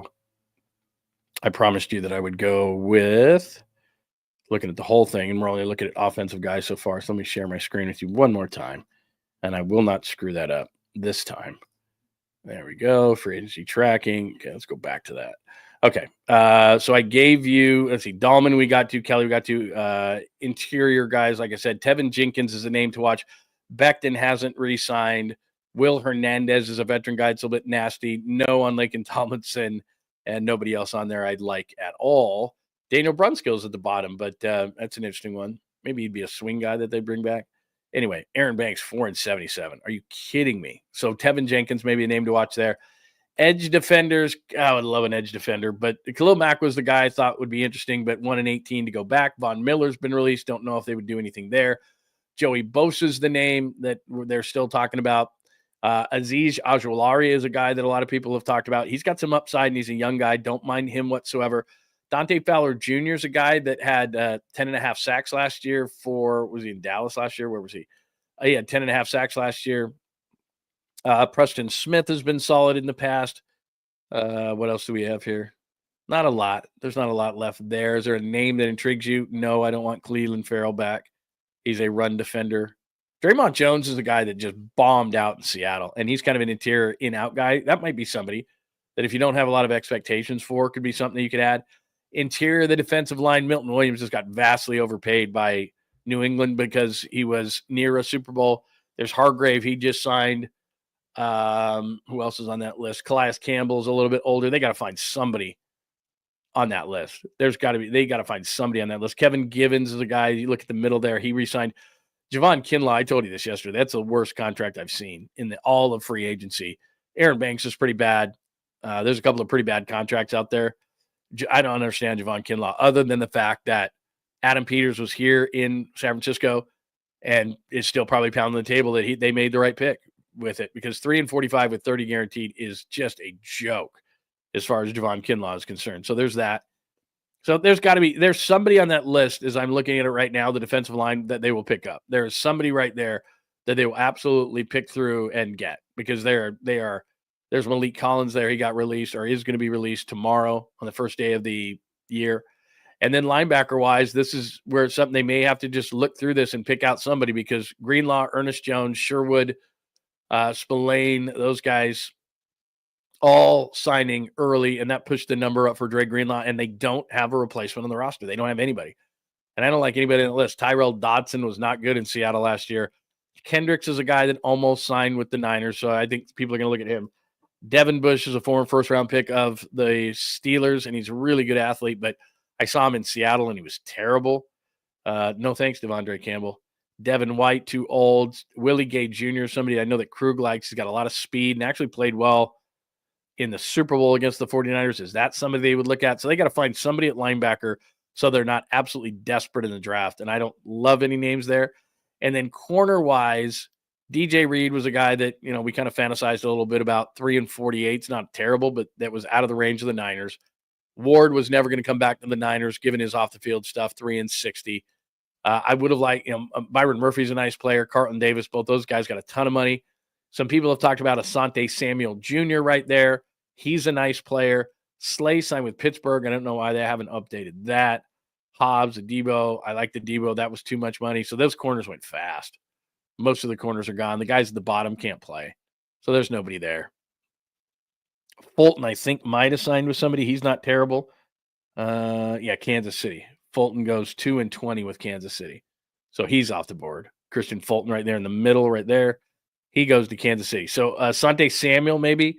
Hilton is interesting. He's an older guy, but he's a slot only, and they like Demo in the slot, but maybe. That could be something like that. And then safety is where I think they really need guys who've gone off the board fast, and they were never going to go in this range for guys. Bynum I liked, but he got 4-60. Funga, 3-45, as we know. Holland this morning signed Justin Reed. Harrison Smith is old, but I don't know. That wouldn't be the worst signing in the world to put an adult back there. Blackman is the guy that I've mentioned again and again and again. And he was a top 10 ranked safety last year, according to Pro Football Focus. They talked to him last year, did the Niners, in free agency. As I said, former third-round pick out of Utah. I like Julian Blackman. And I would think that hopefully he would be a guy that the Niners would look at. So there you go. And we don't need to go through all the teams because that's just depressing to look at the Niners. All right, any of those names on there do anything for you? So those are who's left, and I have not checked it lately, but there you go. That's it. Those are the guys that are available. Anybody there excite you in any way, shape, or form? Let me go back to everything. So there you go. I showed you everybody. Episode 85, Mass Exodus. Only Dre hurts. Now what? Good and bad from day one. Still out there. We just did that. The depth chart I've shown you, but I'll pop it up there one more time if you just jumped into the room. It's fairly depressing to look at that. I got to be completely honest with you. The depth chart is ugly. It's just ugly. And I'll sit there and I'll say it again and again and again and again and again. that quantity, not quality left, but it's a lot. Let's see, Kinlaw contract almost as bad. Oh, nice. Wow. Bravo, my friend. Bravo. Steve Kemp, a former Tiger, Yankee. Not good. Not good. Yeah, look, I like Becton. It's not that I don't. High 49ers 2025. It's not that I don't like Mekhi Becton.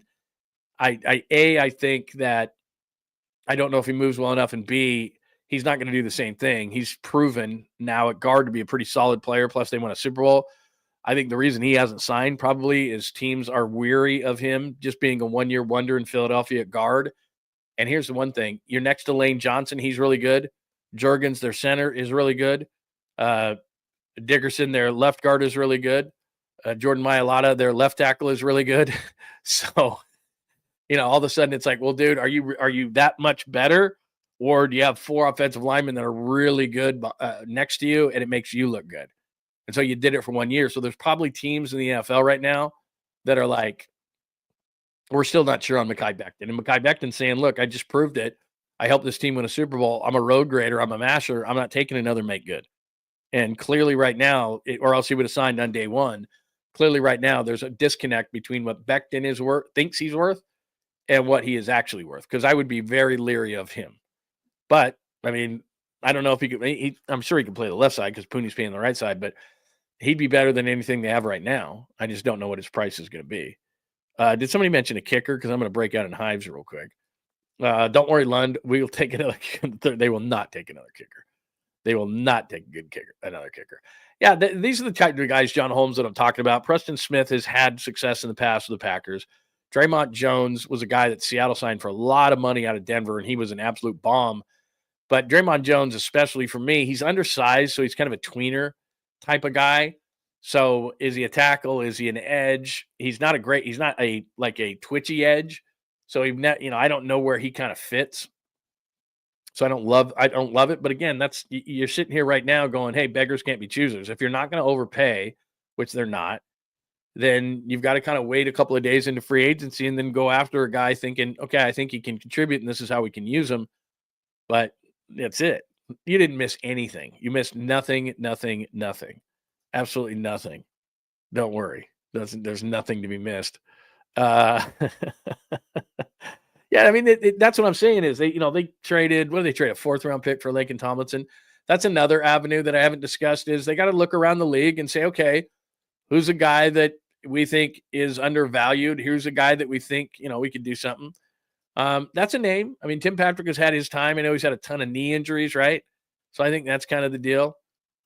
So, yeah, I'm down with the sports fan. Fulton would have been a nice one. 2-20 for me is a little hot for my blood. So Kansas City ends up getting him. So that's an interesting one. Yeah, I think Jordan Mason, it could be a starter in the league 2025. There's no doubt. But I don't think anybody's going to give a 2nd-round pick for him. I just don't. And then have to pay him on top of it. I'm not seeing that. I'm with you on Ojulari. That's a good name. That's the type of name that if I'm the 49ers right now, that's who I'm going after. I'm going after an Ojulari. I'm looking at teams who have a guy maybe that was picked highly that I had rated highly. This is what the Niners are doing this morning. Okay, who's a guy that was picked fairly high and it just hasn't worked out with his team? Maybe he's going into the last year of his deal and we might be able to turn him around. He might fit our system better. That's part of this whole process is, okay, who's slipped through the cracks at this point free agency-wise? And then secondarily, the Laken Tomlinsons of the world who they got for a 4th-round pick. So they're looking at themselves because Laken Tomlinson was a 1st-round pick of the Lions. So now they're going to scour the league and go, okay, who are guys that because of these free agent signings are going to push this guy out or to a backup role or something like that. And we liked that guy, a younger type player, not going to be overly expensive. Who are those kind of guys that because of free agency, the residual effect is certain guys get pushed out or certain guys get pushed back in the depth chart. So who's that guy that's not getting overpaid that we might be able to acquire? So there's different, because everybody freaks out. Free agency is the only way to go, then the draft. Free agency, then the draft. Free agency, then the draft. Well, there's another part of this, which is who's great at garage sales. Who drives around in a garage sale and finds those pieces? That's where they are. Unfortunately, the 49ers are garage sailing today. What's that term? What is the term for going around to garage sales? There's a term for it. But I mean, that's where they are.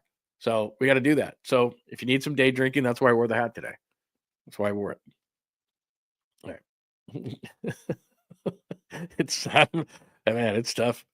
Is it a picker? Is that what they call them when they go around to the garage sale? Farhan is a garage sale goat. Yeah, that's what he is. That's what he is. But I'm not comping the 49ers to the Giants. Like I said, I'm comping him to the Warriors, where it's like, hey, we're going to take a pause here. You show me what you can do, and then we'll see. That's it. Oh, you're going Pat Summerall? Can I tell you a quick Papa J? Can I tell you all a quick Pat Summerall story? And I know he was okay. Like I said, I popped up. If you didn't see that, I popped up Jenkins' numbers. They were in the 70s for Pro Football Focus. Not bad. I'd grab him. 6'6", 320, 27 years old. Got pushed out. That's what I'm talking about.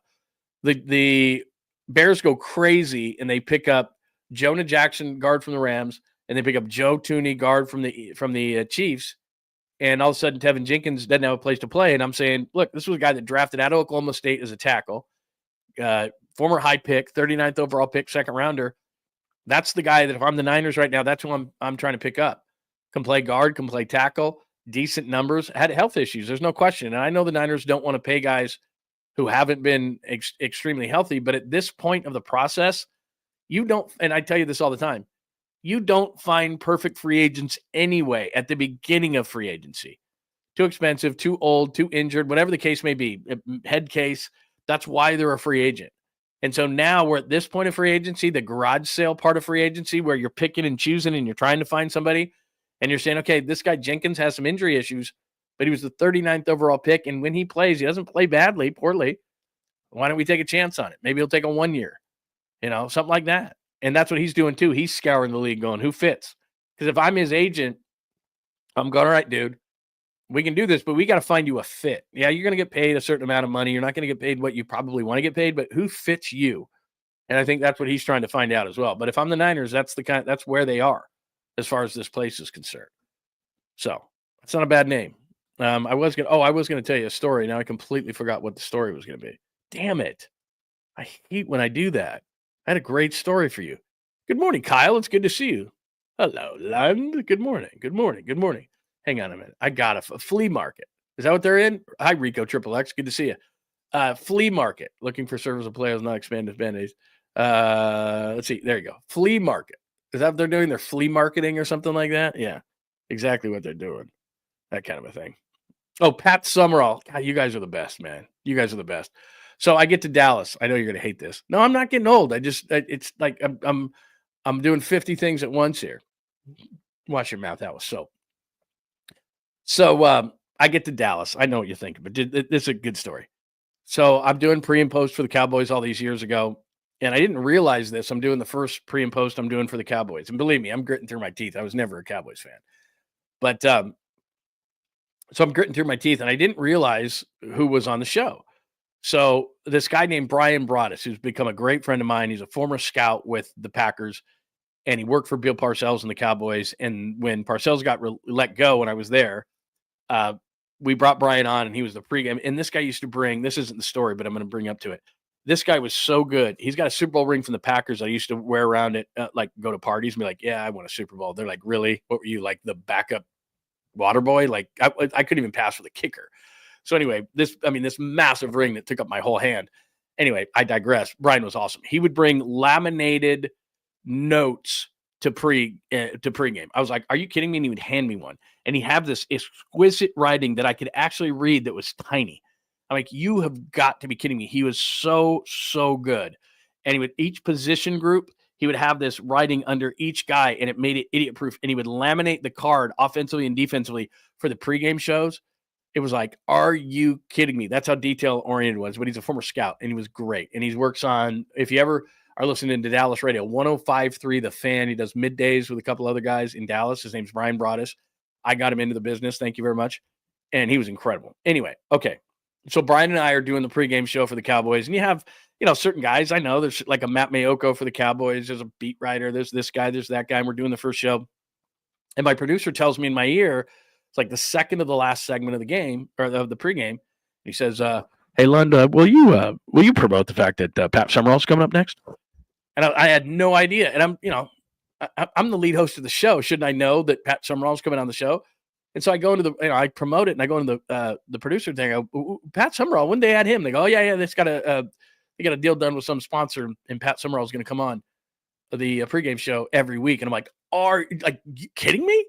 Like, I mean, Pat Summerall, for a broadcaster, especially, he called Bengals Niner like the first Super Bowl in that they won in Pontiac. I'm like, you've got to be kidding me. So Pat Summerall comes on the show, and I'm like, Chris Farley. Yeah, you remember that? Remember that one time that you and John Madden? Like, this guy's awesome, man. And he had the voice still going on. You're looking live. I mean, I can't do a Summerall, but it was incredible. It was one of those things where I was just sitting there going, I'm talking to Pat Summerall. Keep it together, bro. Keep it together. Pat Summerall was the best. I mean, I was just a huge fan of Pat Summerall because when I was growing up, you have these certain people that call all the big games now. I know a lot of people don't like Joe Buck, but he called a lot of big games, or Mike Breen in the NBA, or whomever the guy is that, called all the great games when you were growing up. And for me, that was Pat Summerall. Pat and John Madden and Pat Summerall called all the big games. So I'm sitting here on the pregame show, and Pat wasn't doing national stuff anymore. He was older, but Pat lived in Dallas. And so he was a regular contributor to our pre-game show, and Pat would come on and we'd ask him about Cowboy stuff. And I was just like, the whole time I'm looking across to Brian Broaddus, and I would turn off the mic and go, this is Pat Summerall, man. We're talking to Pat Summerall. It was awesome, man. And then he came down because I was running the station as well. It was ESPN in Dallas, owned by ESPN. And so, Pat would come in to sign the deal or whatever the next week that, he's going to be our regular contributor to our pregame show. And Pat came in and I met him, and it was like one of those moments where I swear to God, it was everything I could do to not ask him about certain games. Like, I wanted to ask him about this call and that call and Niners and Cowboys and Eric Davis's interception. And, all those kind of great moments that he called, I wanted to ask him about every single one of them. But I was just like, oh my God, John Holmes, hang on a second. You just sent me into another one. We're at the random part of the program, and I promise you I'll get back to getting on track here, but you just did this to me. Your fault 100%. Your fault 100%. So just real quick. So Dick Enberg, I got to find this interview. Greg and I did an interview on, I think it was near the end of our tenure with 95.7 The Game, him and I together. I got to go over there and get it from these guys. I mean, they probably wouldn't give it to me now, but so the Padres are in town, and you probably remember this. Dick Enberg had done all those great days and all those great games at NBC with Merlin Olsen. By the way, at one point in my radio career, years and years and years and years and years ago, I worked with the grandson of Merlin Olsen, Hans Olsen. He was a former BYU defensive lineman, and he was a great radio guy and still is. And I think he's the color analyst for BYU football now. But anyway, I digress again. So I'm only saying that because Dick Enberg and Merlin Olsen. So Dick Enberg had done all those great things for years and years and years with NBC, and he's calling all college football and basketball, and NBC was great. It was the number one team so long for NBC and Super Bowl coverage and everything else. So then he had gone full circle. In fact, if Daniel Ogden's watching right now, Ogden, do you have that picture of Summerall and me and Papa? So, because I had it and I don't have it anymore, but it's the funniest damn thing. So it's a tremendous interview. He's back with just doing Padres games near the end of his life. And he's at now Oracle Park. I think it was AT&T back then, but he's at Oracle Park. And we talked to Padres PR. And we say, hey, if we come down there, the three of us, so it was Ogden, our producer, who produces Tom Tolbert's show now, right here on Bay Area Sports Collective. And so we go down there, and Padres PR says, yeah, that's cool. I can't even remember what time we did it. He was doing his prep work. So if the game started at 7 at Oracle Park, it was probably 5:30. And so Pop and we ended our show, I think about 3 o'clock back in those days. And we go down to Oracle Park, and we go right into the opposing team's radio booth. And Dick Enberg was ending his career how he started it, which was calling Padres games. He loved it. So then Dick Enberg, hold on a minute. Did anything happen here? Okay. Low ball Joey Bosa. Yeah, I'll get into it. I promise I'll get back to that in just 1 second. I just want to finish. And so we do the interview with Dick Enberg. It's absolutely phenomenal. I'm standing up, kind of holding the microphone. Greg is sitting right next to him. His stories and just he's hilarious. But he ends the interview on, I don't know why I don't know how we got into this term, but you would think, oh my, like Dick Enberg's not going to tell us these stories, right? Dick Enberg tells us a story of the way he wanted to die, which basically, I'll cut to the chase here. He said he wanted to be having intercourse with a woman and just die on top of her. And I don't remember the exact term and how he said it or anything, but it was the funniest damn thing I'd ever heard in my life. And it was the last thing I would have thought I would have heard from Dick Enberg. And it was amazing. And like a month or two later, the guy passed away. Did that interview like a million times. I got to get a hold of it. It is so funny because he told it in a way that's much funnier than what I said.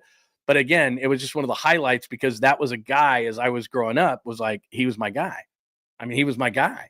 And so he basically just said, yeah, I want to die. And he made it. It wasn't just that. It was with like the husband walking into the room with like a shotgun or something. And then I'm just like, it was amazing. It was an amazing interview. The guy was great. I should have told that story better, but it was good. All right. What's going on here? I'll reset. Hi, Tribe. Good to see you. A lot of new people in the room. So I'll reset everything from today and what we have talked about. Let's see. Is there an update on Bosa? The Bosa reports also say there are no other teams that have made any offers. Look, I'm going to be honest with you on the Bosa stuff. It's a great name. It's not a great signing. Just like Jonathan Allen, I'm glad he went to Minnesota for $360. He's not near the guy, and he's coming off a torn pec. It's not a good situation, and I am glad that. Oh, that's a great one right there. Somebody just hit me up on too many Skittles. What do we got on Bosa? Is that new information here? Look at all these people just ripping the hell out of the Niners. Like I said, it's quantity leaving the building, not quality leaving the building, but I understand why everybody's freaking out. I totally get it. Lake and Tomlinson to Houston. They're going to be disappointed in that signing. Let's see. Anything else that I'm missing? So to make sure. Yeah, don't see anything. Did you see something on Bosa, or is that just new information? Or is that just information that guys have been talked about? Like I said, Richie Grant, if you're new here, is a special teams guy. He's got terrible grades as far as being a safety, so that's nothing that I would be overly excited about. Let's see here. Okay, I don't see anything on Bosa, but if you see something on Bosa and I didn't, let me know. Let's see here. Let me just do a little Joey Bosa search. See if there's anything new on Joey Bosa. Like I said, I wouldn't be overly excited for this. Okay. Yeah, I don't see anything new. Yesterday, Silver reporting 49ers and Dolphins each made offers to Joey Bosa. We talked about that under $10 million. So I haven't seen anything new as far as that goes. Okay. New Bosa. Would you trade? Look at this one. Kyle wants to start trading, guys. Let's see. Oh, they lowballed him. I see. That's what you guys are getting into. Okay. Gotcha. Would you trade Bosa for 2 number ones and a 2 today? Depends. Where are the number ones? Are they high up? You know, I think there's a misconception here of what the 49ers are doing. And I told you this. The Giants don't deserve the benefit of the doubt. San Francisco Giants, if you're in the Bay Area. The San Francisco Giants don't deserve the benefit of the doubt because they're not spending money and they're not even spending up to the line. And I think they're cheap. And I think they're trying to turn turnstiles. And I don't think they're trying to win. The Warriors, on the other hand, what Joe Lacob did was they said, look, I'm not going to pay tax penalties for the 10th place team. I'm not going to pay tax penalties for a team that is playing to get into the playoffs. It's playing into the playing game. So he pulled it back there for a minute. And then he saw an opportunity to get Jimmy Butler and thought, you know what, this couldn't put us back in the game. And he's been right. So he went and gave him an extension, but only when he pulled things back and said, hang on a second. You know, so he could have replaced Chris Paul's number. He traded Jordan Poole. He kind of pulled things back and said, hang on a minute, where are we at? And this is what Jed York is doing. So I'm not making an excuse for the organization. And when you see that many people leave, and since we've been doing this for about an hour and 24, let me just reset this thing. I'll give you something positive, and then I'll give you something that scares the hell out of you. Dre Greenlaw is not replaceable right now on the roster, but he's coming off an Achilles, and they decided, and again, last year they would have signed him. There's no doubt. They would have extended that number. The guys who signed the night before, yesterday was Monday. So Sunday night, a bunch of linebackers signed in the 12 to 15 range, and the Niners knew at that point they were out. A year ago, they would have done it. Hufanga, they've got a replacement on the roster they like, and Hufanga's injured too much. Ward was not going to come back. Moore, that's a ridiculous deal. Banks, that's a ridiculous deal. Mitchell's hurt. Juszczyk, I get it.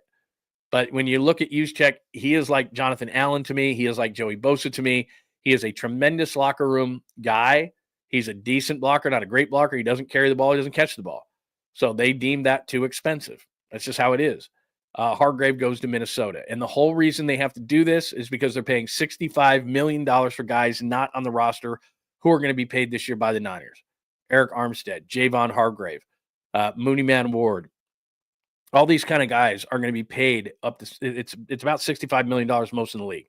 So people are like, why is he being so cheap? How come Minnesota signed all these guys? Because they've got a burden of $65 million on the roster. Not saying it's an excuse, just telling you that that's the facts. And to me, Greenlaw is the only guy that hurts. There's a lot of quantity there. There's not a lot of quality there. And when teams are going to overpay and we get mad because we don't have a present to open on Christmas, and that's what the day one of free agency is, everyone overreacts. Banks, Moore, Mitchell, those aren't losses. Hufanga, everybody likes Mustafa, I thought, and he's a lot cheaper. They weren't going to pay Hufanga. That Hufanga number could be 3 and 30. It could be 3 and 24. They weren't going to pay it. And like I said, Ward's a loss, but we all knew Ward was leaving. So I don't know what the shock and awe is of Javarius Ward, whose young daughter, before she was 2 years old, passed away, and the wife can't come back to California. And the minute they signed Demo Lenore to that deal, that you knew that Ward was leaving. So I don't know where the panic is. What are they doing? You wanted to sign Aaron Banks to 4 and 77, really? You wanted to sign Jalen Moore, a swing tackle, to 2 and 30, really? Like, so I don't understand the outrage or the shock in that. To me, the only guy in that list that I'm bummed out about is Dre Greenlaw. And one of the reasons why is, he brings a ton of energy. I love him next to Fred Warner. By no means is he a sure thing coming back from that Achilles. And the organization decided that $11-12 million was too much money for Dre Greenlaw. I don't necessarily agree with that, but that's where it is. And there's not a replacement on the roster. So that one 100% hurts. The rest of them, And then now it gets ugly, though. This part's ugly. There's no question. Those are PFF numbers next to the guys. You've got a couple of good wide receivers. You got a good back. You got a good quarterback. You got a good tight end. Blue and green are good. Yellow is not good. Green is So you look right there. I mean, the dark green, I should say, is good. But, you look at your left guard right now, that's bad. You look at your tackles, you're fine. You look at Kittle, 92.1. Look at Jennings, good number. Ayuk, he was hurt last year. That's going to be a better number. But where it really hurts is your center and your guard have got to be better. Pearsall has got to be a lot better. This hurts. That defensive line right there, outside of the big number from Bosa, that hurts. You got nothing there. I mean, that is a major problem. And then you got a great number there from Warner in the middle, and these two guys on the outside, terrible. I don't like Jared Brown. So that just tells you there's a lot of work to do. And Jed York is putting it back on the front office to say, look, I've paid a bunch of money for a long, long time. I didn't get ROI last year. Yeah, there were a lot of injuries, but you got to show me something. You got to go out and you got to replenish that defensive line, and then they've got to do that, and they've got to look through the scrap heap right now because this isn't all coming through the draft, and there are certain positions that you don't want to rely on the draft. Like, for example, with Ayuk out for the first few games, you need a veteran wide receiver. I think you need a veteran center. I don't want a rookie center. Somebody slips through the cracks, you got to get him. A free safety that, to me, a veteran free safety and not Jared Brown would be huge. A veteran corner right now because you're so young there, and you can get Demo into the slot, get another corner, bring Green off the bench, and get a corner. So there's a lot of things to do. But specifically, the thing that really sticks out in looking at that depth chart, it's the front seven. You got Bosa, you got Warner, and then that's literally the sound. It's terrible. 3 of those defensive linemen that you see right there, not good.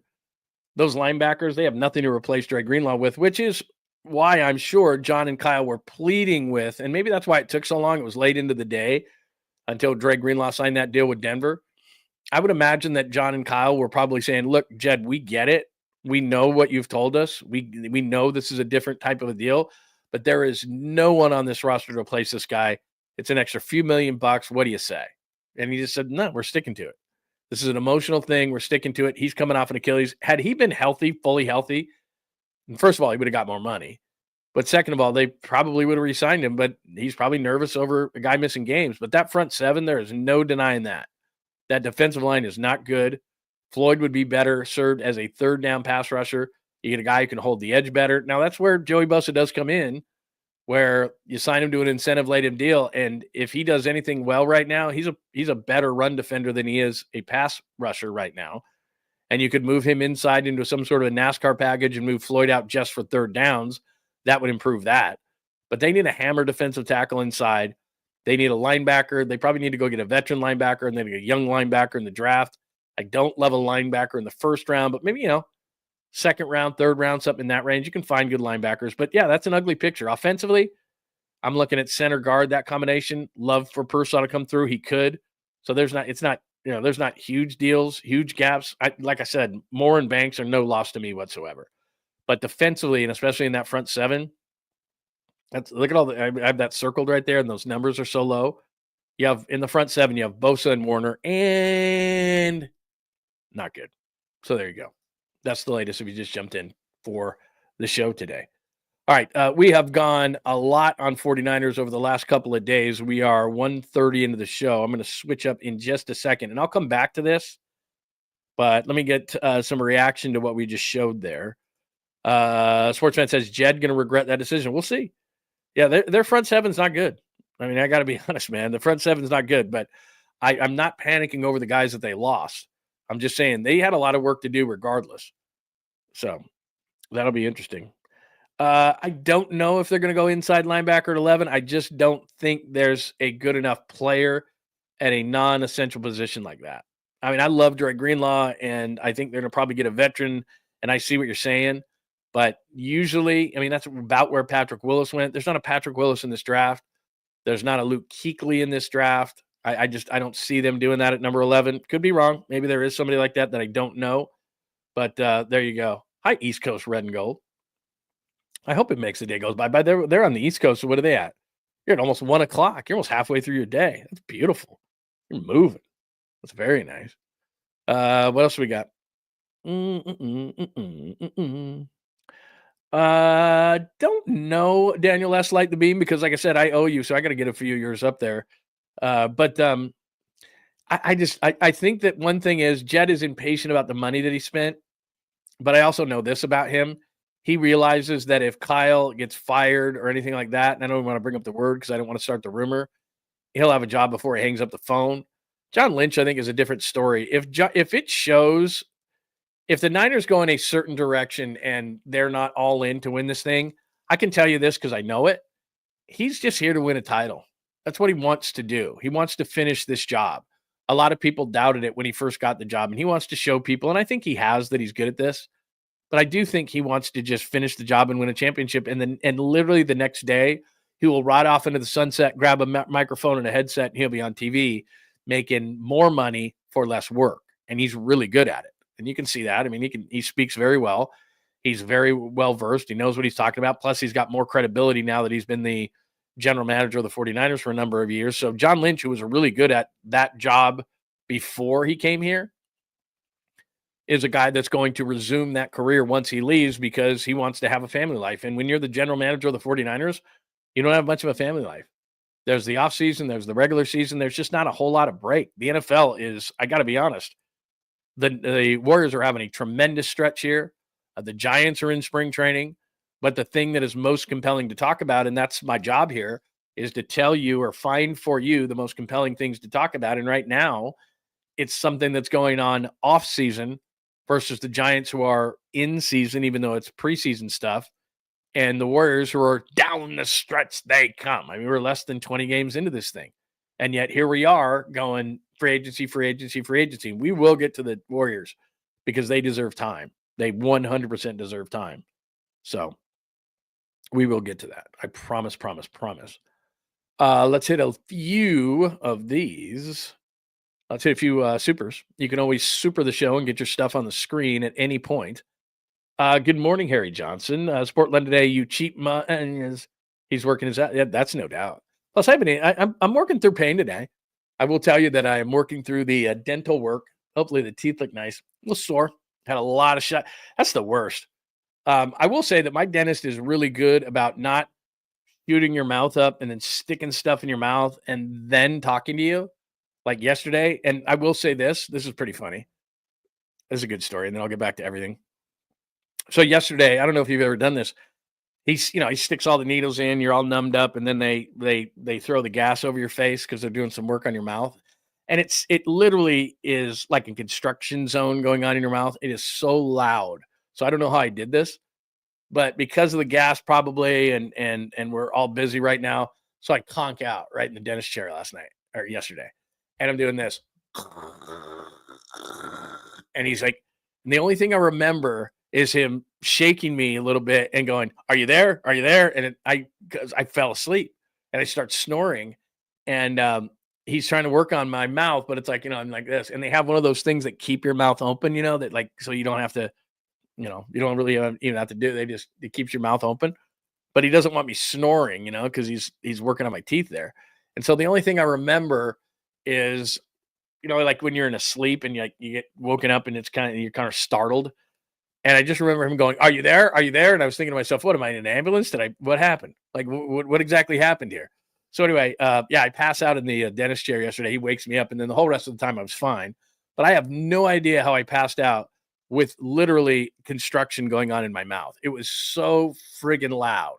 Like, it was like, I mean, I can't even do the sounds because it hurts my ears, because it's going straight. I mean, he's going in the back of the mouth, like right here.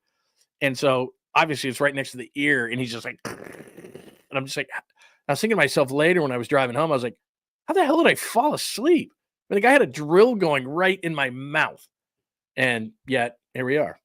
So anyway, I'm not working my ass off. It's just, I'm working through a little bit of pain, but I'm not complaining. I'm not complaining at all. Hi, Pine Needle, my first super. I finally popped a chair. Thank you. Everybody give it up to Pine Needle. And by the way, if you are new to the show, if you want to get your stuff on the screen, you can do supers. I also want to reiterate to everybody, if you're new in the room and you're watching, however you're watching, John Lund Unleashed, please subscribe on YouTube. Bay Area Sports Collective, where my show is. Paulie's going to jump in here. I'm going to get out by probably 10:30 Pacific time, only because Paulie's coming up at 11. You probably need to grab some lunch, a drink, a cocktail, a shot of tequila, because they've lost all these players. So you may need to do something like that. And then Paulie comes in at 11 on the Bay Area Sports Collective. Thank you, Pine Needle. You are the man. And our good friend John Holmes, who's a regular contributor and a Lund loyalist, congratulations on 4K subs. Have a dirty gin martini on me. Since you brought up drinking, I'll go off on a little bit of a random here, and I'll get back to the Niners, and we still have to hit up on the Warriors. I'll give two things on a gin martini. I didn't used to like gin, but in a martini, even though it's straight, it does work. Love the blue cheese olives. I've told you that a million times. If I had the choice, I'd probably go vodka martini, but I'm not against gin. But one thing, which I don't know if you know this, remember when we did the Super Bowl pregame show on the channel? Maybe you were here, maybe you weren't, but we had fun with a Super Bowl pregame. And my wife did a video of me making Bloody Marys because I'm a former bartender on a cruise ship in Hawaii. My parents were like, I graduated college real quick because a lot of people know the story, but I'll tell you if you're new around here. I graduate college. I go over to Hawaii with my then girlfriend, and we were just going to be over there for the summer. And I'm like, and I like this a lot. And so I stay over there, work on cruise ships, everything like that. An old fraternity brother was in this bar I was working at in Waikiki. And he's like, "Hey, I cruise on these cruise ships. You make a bunch of money. There's no room and board. It's really cool." So I decided I'm going to do that and get on cruise ships. So I know how to make a few drinks here or there. I didn't forget. And so we did a Bloody Mary day that day, the pregame for the Super Bowl. We did a show, and this will come back to gin. A gin Bloody Mary is outstanding. Now, most people think vodka. Some people would even put tequila in there. That's not for me. Vodka's great. Don't get me wrong. I know it's going to sound weird, but a buddy of mine, because I used to work as a bartender years and years ago, I did the Sunday brunch shift, which is thankless, but you make in about 4 hours, a few $100. And so when you're like 22 years old, that's a good deal. I would be so hungover sometimes, I would literally put my head in a freezer. Like, people would be like, "Can I get a drink?" And I'm like, hang on. Like, I was probably not a great brunch bartender because I was hungover more, and I would put my head in a freezer. But anyway, I digress. But a guy came up to me one time and said, "Oh, I have a Bloody Mary." So I start making him the Bloody Mary. And he goes, "Hey, can I have a gin Bloody Mary?" Sorry. And I'm like, "Gin Bloody Mary? That does not sound good at all."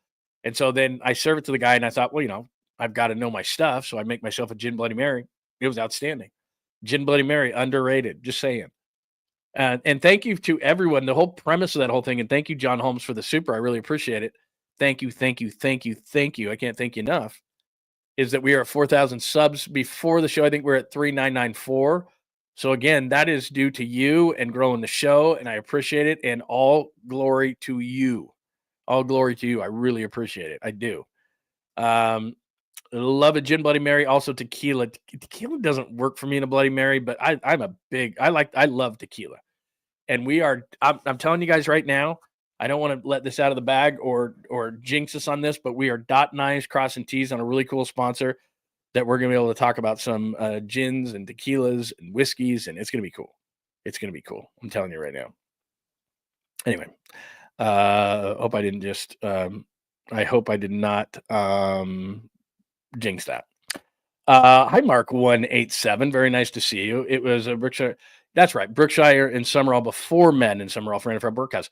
In fact, Tom, didn't Brookshire, I remember this, and you can go to YouTube and find these things. Don't do it now. Please wait till after my show. But the funniest damn highlight show in history is not Tom Jackson and Chris Berman going, doing all his things and all the Bad Moon Rising and all those kind of things. Tom Brookshire and Pat Summerall had alcohol problems. I'm sure you knew this.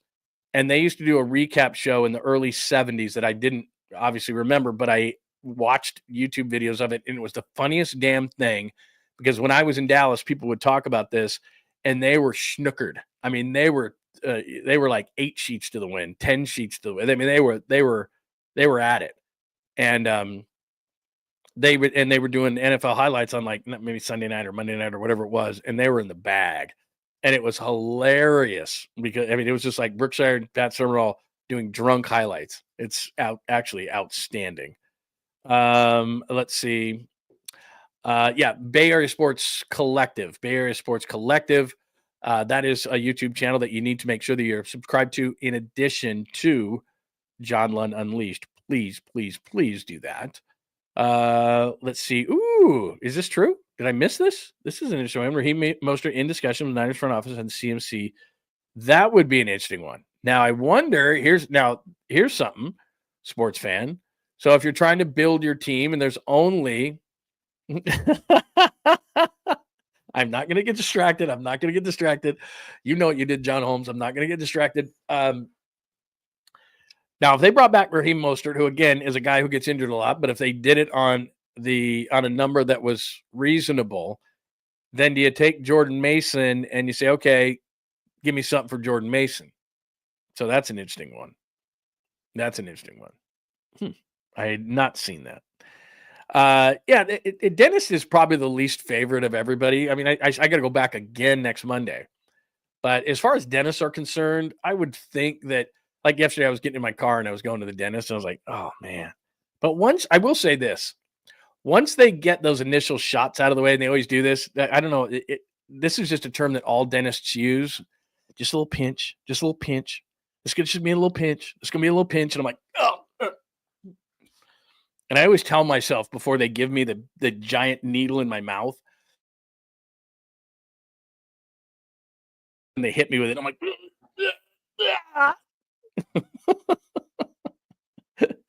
I should booze up before I go. Anyway, let me see here. I know it's the worst, isn't it? Like you got to go. But you're like, oh man, I don't want to do it.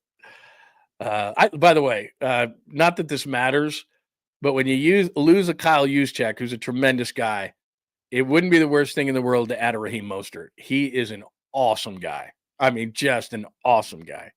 Yeah, that's a good call, John Holmes. Lindsey Nelson was part of that too. Brookshire was also loved how Lindsey Nelson looked like a zombie from Return of the Living Dead. He did, man.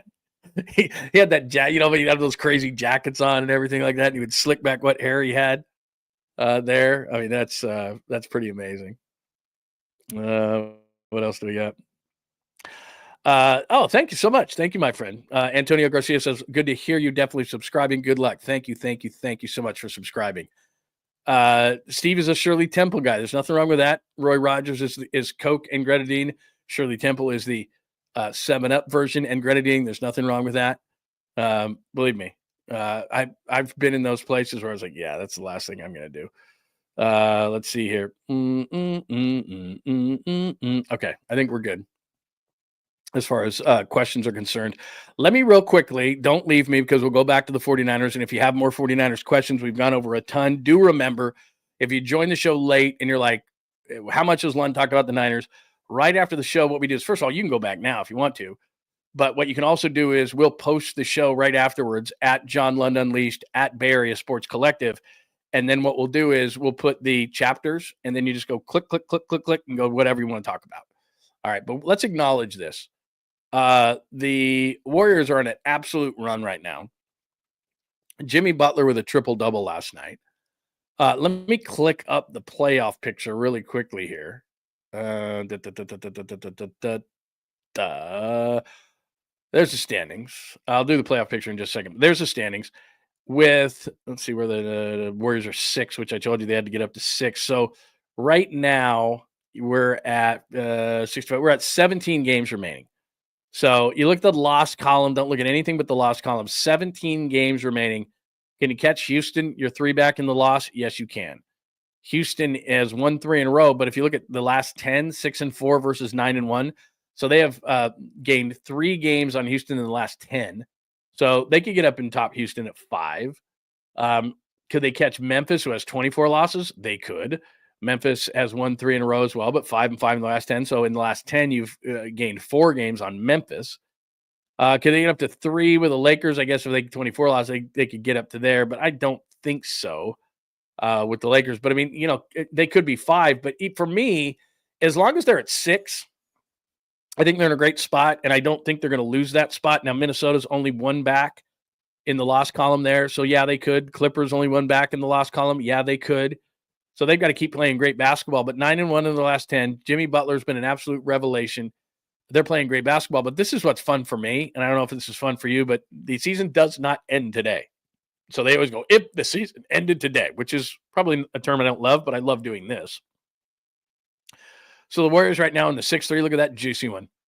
Warriors and Lakers in the first round would be the 6-3 matchup. If they were to get by that, then it's the 2-7. So they'd have to go Lakers and probably Nuggets. You got Timberwolves and the Clippers, 7-8, whatever, whoever comes out of that whole thing is the 7. So Nuggets would go out of that next round. So it somehow, I'm just having fun here. But you'd play Lakers in the first round, which I think would be very tough. You'd play Nuggets in the second round, which would be very tough. My whole premise in the Warriors making a long run in the playoffs potentially was being on the other side of that bracket, which is I don't love the Thunder, but all of a sudden the one side of the bracket is Thunder versus the 8 seed, young team in the Thunder. 4-5 is Grizzlies and Rockets, young teams, who I think that the Warriors, they could walk into Houston, for example, in a 4-5 matchup, or in Memphis' case, a 4-5 matchup, and they could win that first game, and all of a sudden the Grizzlies, who are a young team, are going, damn, can we beat this veteran team? Or Houston, who's young? Can we beat this team? Or Oklahoma City, who's young? Can we beat this team? So they punched one of those teams in the face by winning, say, a game 1 on their court. And I'm thinking to myself, hey, they'd be in pretty good shape. Now, but you go to the other side of the bracket, and this is what I don't love. The Lakers aren't going to – if you win a game in L.A. against the Lakers in game 1, LeBron and Luke aren't going to freak out. If you beat Jokic in game number 1 in Denver, Denver's not going to freak out. They have a lot of championship guys on their team. So as much as I'm enthusiastic and love what the Warriors are doing right now, and you should because they played so well since they got Jimmy, they're on the wrong side of the bracket. And so I'd like to avoid the veteran teams like the Lakers and the Nuggets as long as I possibly could. I'd like to play on the young side of the bracket, which is the Grizzlies and the Rockets right there in that 4-5 matchup. So now I'm starting to get picky because now I was like, well, just get out of the plane and I think you're going to be fine. Now my thought process is try to avoid Lakers, Nuggets, veteran teams who have championship experience, and try to get yourself on the side of the bracket of the Rockets and the Grizzlies with the Thunder being the next round. Because I think it's going to be tough to beat the Lakers in a 3-6. And if you were to win that, I think it'd be tough to beat the Nuggets in a 2. Again, a championship experienced team. They have no answer for Jokic. No one does. But I'd like them to be on the other side of the bracket. Does that make sense?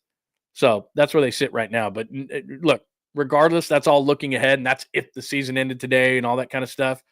But to see where the Warriors are right there sitting in the 6th spot, where a lot of the year they were at 9-10 and we're like, they're not going anywhere. and I've told you this on numerous occasions, if Jimmy Butler doesn't come in and do what he's doing, then guess what? Guess what? Steph Curry's asking for a trade in the offseason. He doesn't want to be in a mediocre basketball team. Jimmy Butler has extended Steph Curry's time in the Bay Area, is what he's done. And if for some reason either the Lakers aren't the three or whatever, but see, the problem is that the Nuggets and the Lakers, whether they want to flip-flop, so you see both of them with 23 losses. Nuggets, if the Nuggets are three, you'd play them in the first round. If, and then you'd play the Lakers in the round after that. You're still on the wrong side of the bracket. So I think it's important that the Grizzlies could catch. I mean, look, you're at 24 and 25 for the Rockets, and that's 23 losses for the Nuggets or the Lakers. Those teams could surpass those two teams, and you could be on the wrong side. I just have a sense or a feeling that as you look at the Nuggets 6-4 in their last 10, the Lakers 8-2 in their last 10, that with veteran teams like that, they're starting to kind of ramp it up, right? They're starting to kind of ramp it up. They understand, like Oklahoma City is going to be the number one seed, but I think Denver and the Lakers down the stretch are going to ramp it up a little bit. And so regardless of how it happens, I'd like the Warriors to be on the other side of that bracket. That's all I'm saying. So give me your thoughts. You want to talk a little Warriors, we can do that as well. But they absolutely, despite the fact that it's all NFL free agency all the time, I think that it's relevant to talk about the Warriors, and they deserve time because the way that they're playing and the way that Jimmy Butler's playing, he pulls off a triple-double last night. And my God. I mean, that's a brilliant move. And that's, again, we can relate it back to the 49ers. If you're a 49ers fan, you're saying to yourself, that's what they have to pull off. Because Jed York's sitting back going, look, I'm not broke, but you got to show me something here. I'm not going to pay the $334 million for a 6-11 football team and going in the wrong direction. And Joe Lacob said the same thing, essentially. Look, I'm not going to keep paying these stupid prices. I'm not going to pay the tax penalties for a 10th place team barely getting in the playoffs. If you guys show me something and show me that, we're a player away or this or that, I'll go back to spending money. I'll go back into being a penalty guy. And that's what he saw with Jimmy Butler. And Butler called him on it and said, look, unless you give me an extension, I have no intention to come to the Bay Area. And I've told you this before. Phoenix had a contract worked out with Jimmy, couldn't work out a trade with Miami. The Warriors had a trade with Miami, didn't have an extension. Jimmy said, you give me an extension, I'll come to Golden State. They did the extension, and that was all Joe Lacob. They went to Joe Lacob and said, look, man, we think we're a player away. We think this puts us back into the mix. Joe Lacob said, okay, I'll believe you. And he does it. And I think that's where the correlation comes in with the 49ers. And I don't think it's a Giants thing. A lot of people are hitting me up going, oh, they're like the Giants. They won't spend money. Well, the fact that they have $65 million in money that they're paying for players who are not going to play for the Niners this year, that's a major hindrance. And the major thing that you can see from this whole thing is Dre Greenlaw was the line that they drew, and it's not going to be Brock Purdy. So I just think that he's going to say, look, we'll go through the scrap heap. And if there's a Tevin Jenkins or somebody like that we can get on here, let me make sure that I'm not missing anything, by the way. Make sure that I'm not missing any signings. Any signings happen while I was talking about the Warriors or anything like that? I love this. Everybody's just freaking out about the Niners. This is hilarious to me. Like people wanted to let's see. People wanted to pay Aaron Banks like $4.77 or Jalen Moore like $3. Like that's what's funny about this whole thing is like if they had paid Aaron Banks $4.77, wouldn't you have been freaking out? If they had paid Jalen Moore more than $2.30 for a swing tackle, wouldn't you be freaking out? Like that's just dumb money. But at the other side of it, they don't, and everybody's freaking out. There's a lot of players that left this team. I'm not saying it's good. Do not see anything on Joey Bosa, by the way. Here we go. Okay. Here is Rap Sheet. Let me get this to you. Rap Sheet was on Pat McAfee this morning, and he's got a Joey Bosa update. So give me 1 second, and I'm going to snag this, and I'm going to play this for you, okay? Let me do a little on-air producing here. I'm going to put this on the air for us to enjoy because it's right here. Let me do this real quick. And let me turn this up a little bit. This is going to take a second. And I'm going to let that play for a minute, and then we'll put that on the air for you. The latest on Joey Bosa from Ian Rappaport, and I'm going to put that into the system in just 1 second. But as far as that goes, is he going to solve some things? No, but I wouldn't be surprised if that was something that they went for. But again, if I'm looking at, hey, they wouldn't go $11 million on Dre Greenlaw, will they go $10 million plus incentives on Joey Bosa? I mean, it doesn't sound smart. I mean, it's obvious to me. Would you rather go Dre Greenlaw at $11 million per season? Or would you rather go Joey Bosa at $10 million plus incentives? I mean, that's pretty much a no-brainer to me. So hang on one second. Ian Rappaport's talking about Bosa thing, and I want to make sure I get all of it, and then I'll get it to you. Hang on 1 minute.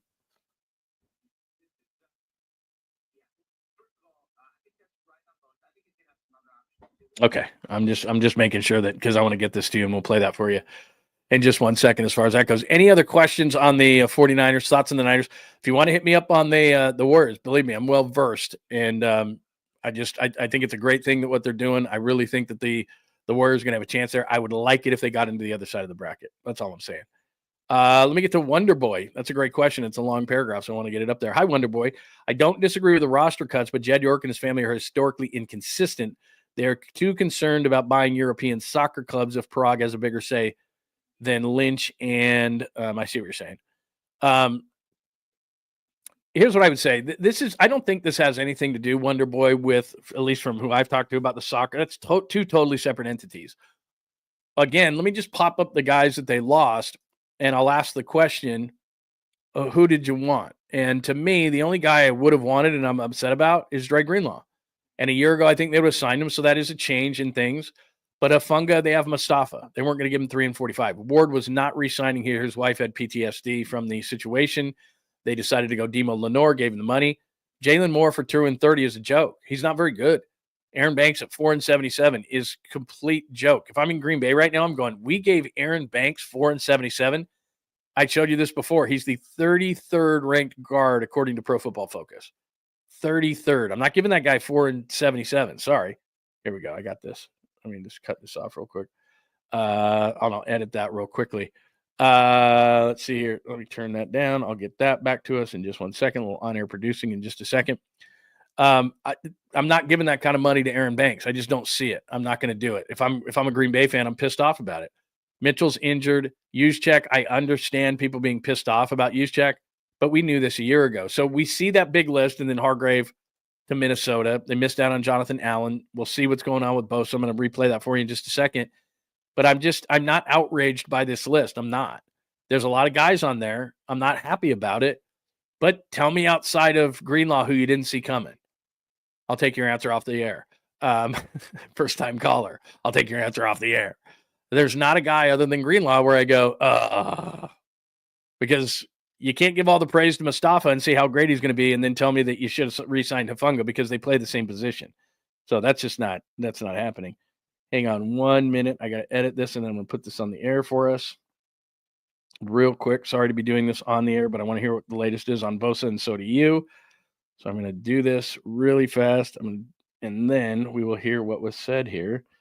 Give me 1 second. I'm going to forward this to myself. Okay. There we go. Let's cut that off right there.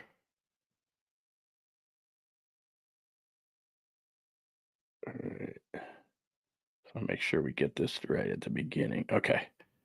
Oh, damn it. I had it. See, I didn't say that bad of a word either. Here we go. Hang on. On air producing. Done. Okay, let's send this over to myself. Come on, save faster. Be faster. Got a show to run here. Come on, people. Let's go.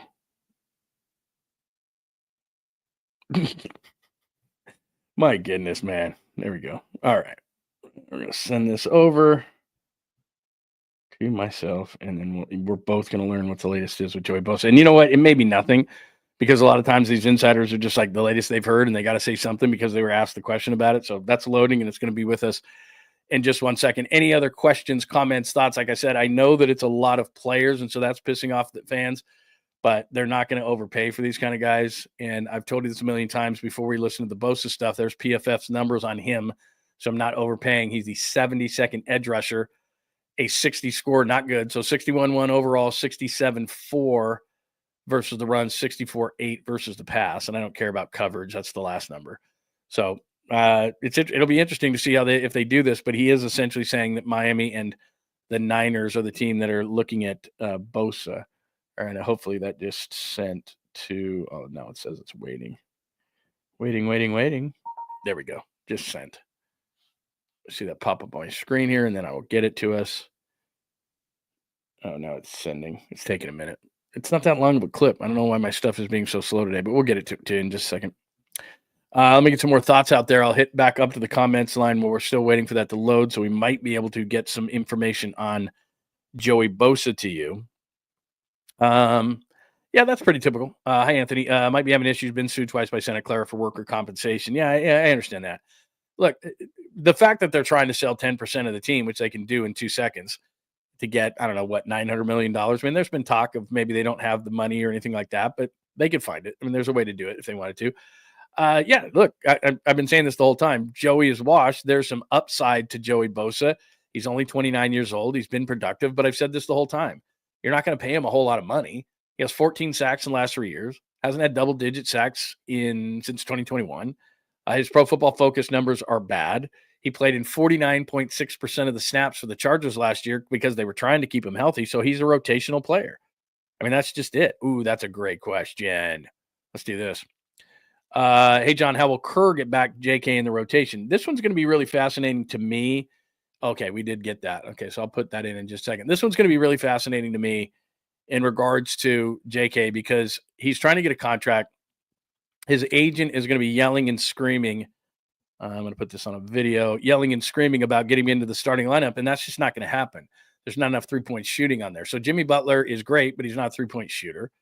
You've already got Draymond Green in there, not a great three-point shooter. So they're not going to be in a situation where they're going to add another guy who's not a three-point threat. They're just not going to do it. So they're going to have to tell him, look, at least for now, you have to come off the bench. I'm sorry, pal, but you're just going to have to come off the bench. Oh. Hang on a minute. We're not going to play. See, I got it, though. So I got it. So hang on 1 second. We'll put that. But just to finish the thought on JK, he's at his age, 22 years old, they're going to have to say to him, hey, man, you're going to have to be mature here. You're going to have to handle this. You're going to have to come off the bench. I hope he can. I hope he will, because he can be a major asset for a team that can win a championship. And what we're finding out with Philadelphia, Milton Williams gets $104 million. You saw Josh Sweat yesterday get $4 and $76. If you're associated with a championship, there are teams who will say, especially in Kuminga's case, could be a really key 6th or 7th man, or they go deep in the playoffs with him as a key 6th or 7th man, that he could make his money. And the other thing about Kuminga that he needs to realize is watch Jimmy Butler. That's your game. I don't want to see you out on the perimeter. I don't want you shooting threes. I want you to be an energy defense guy on one end, and I want you getting to the rim on the other. And if somebody tries to stop you, which they really can't, then you're going to be a guy that's going to get to the free throw line. Emulate Jimmy Butler's game. Jimmy Butler, I didn't use this term when he first got here, but Steve Kerr started to use it, and Steph Curry used it, and I went, you know what? The more I watch, the more I agree. He's a superstar. I'm not saying he's one of the top 10 players in the league, but maybe I forgot about it because he's 35 and he was being such a child when he was in Miami, but I was like, this guy, you're adding a superstar, and he's played like that. And he's added an element, getting to the free throw line especially, but also just another guy that holds everybody accountable. That when Jimmy Butler's on the floor, you play a certain way. And if you don't, there's going to be a problem. He's going to make you a problem. So, look, I think he's going to be good back in the rotation because I think he's going to have watched his game. But this ankle thing, man, what are we up to? Like 33 games that he's missed? Just ridiculous. And I'm with you, Wonder Boy. When it comes to the Giants, I'm with you, man. I don't. This is not what the Niners are doing. Now, when it comes to the Giants, they want to turn turnstiles and sell, cha-cha bowls and garlic fries. And the star of the Giants show is Oracle Park. Every once in a while they want to sign a guy to go, we're trying, you see, but they're not. They're just trying to get butts in seats. So that's not. I don't see that. I don't see that as a comp to what the Niners are doing. Some people do. I don't.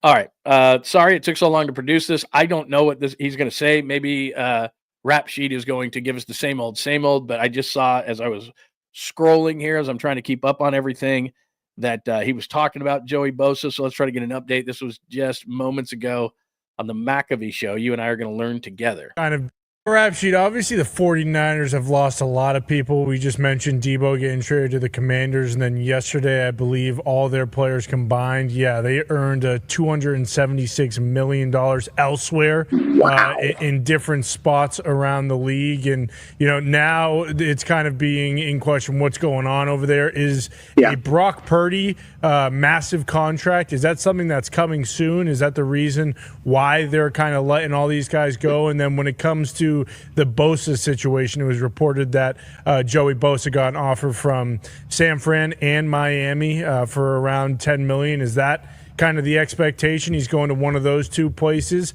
And when can we see some of this stuff starting to happen to the 49ers? Because I know their fans are kind of freaking out right now.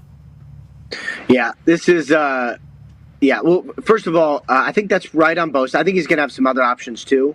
But I think those teams are definitely in the mix.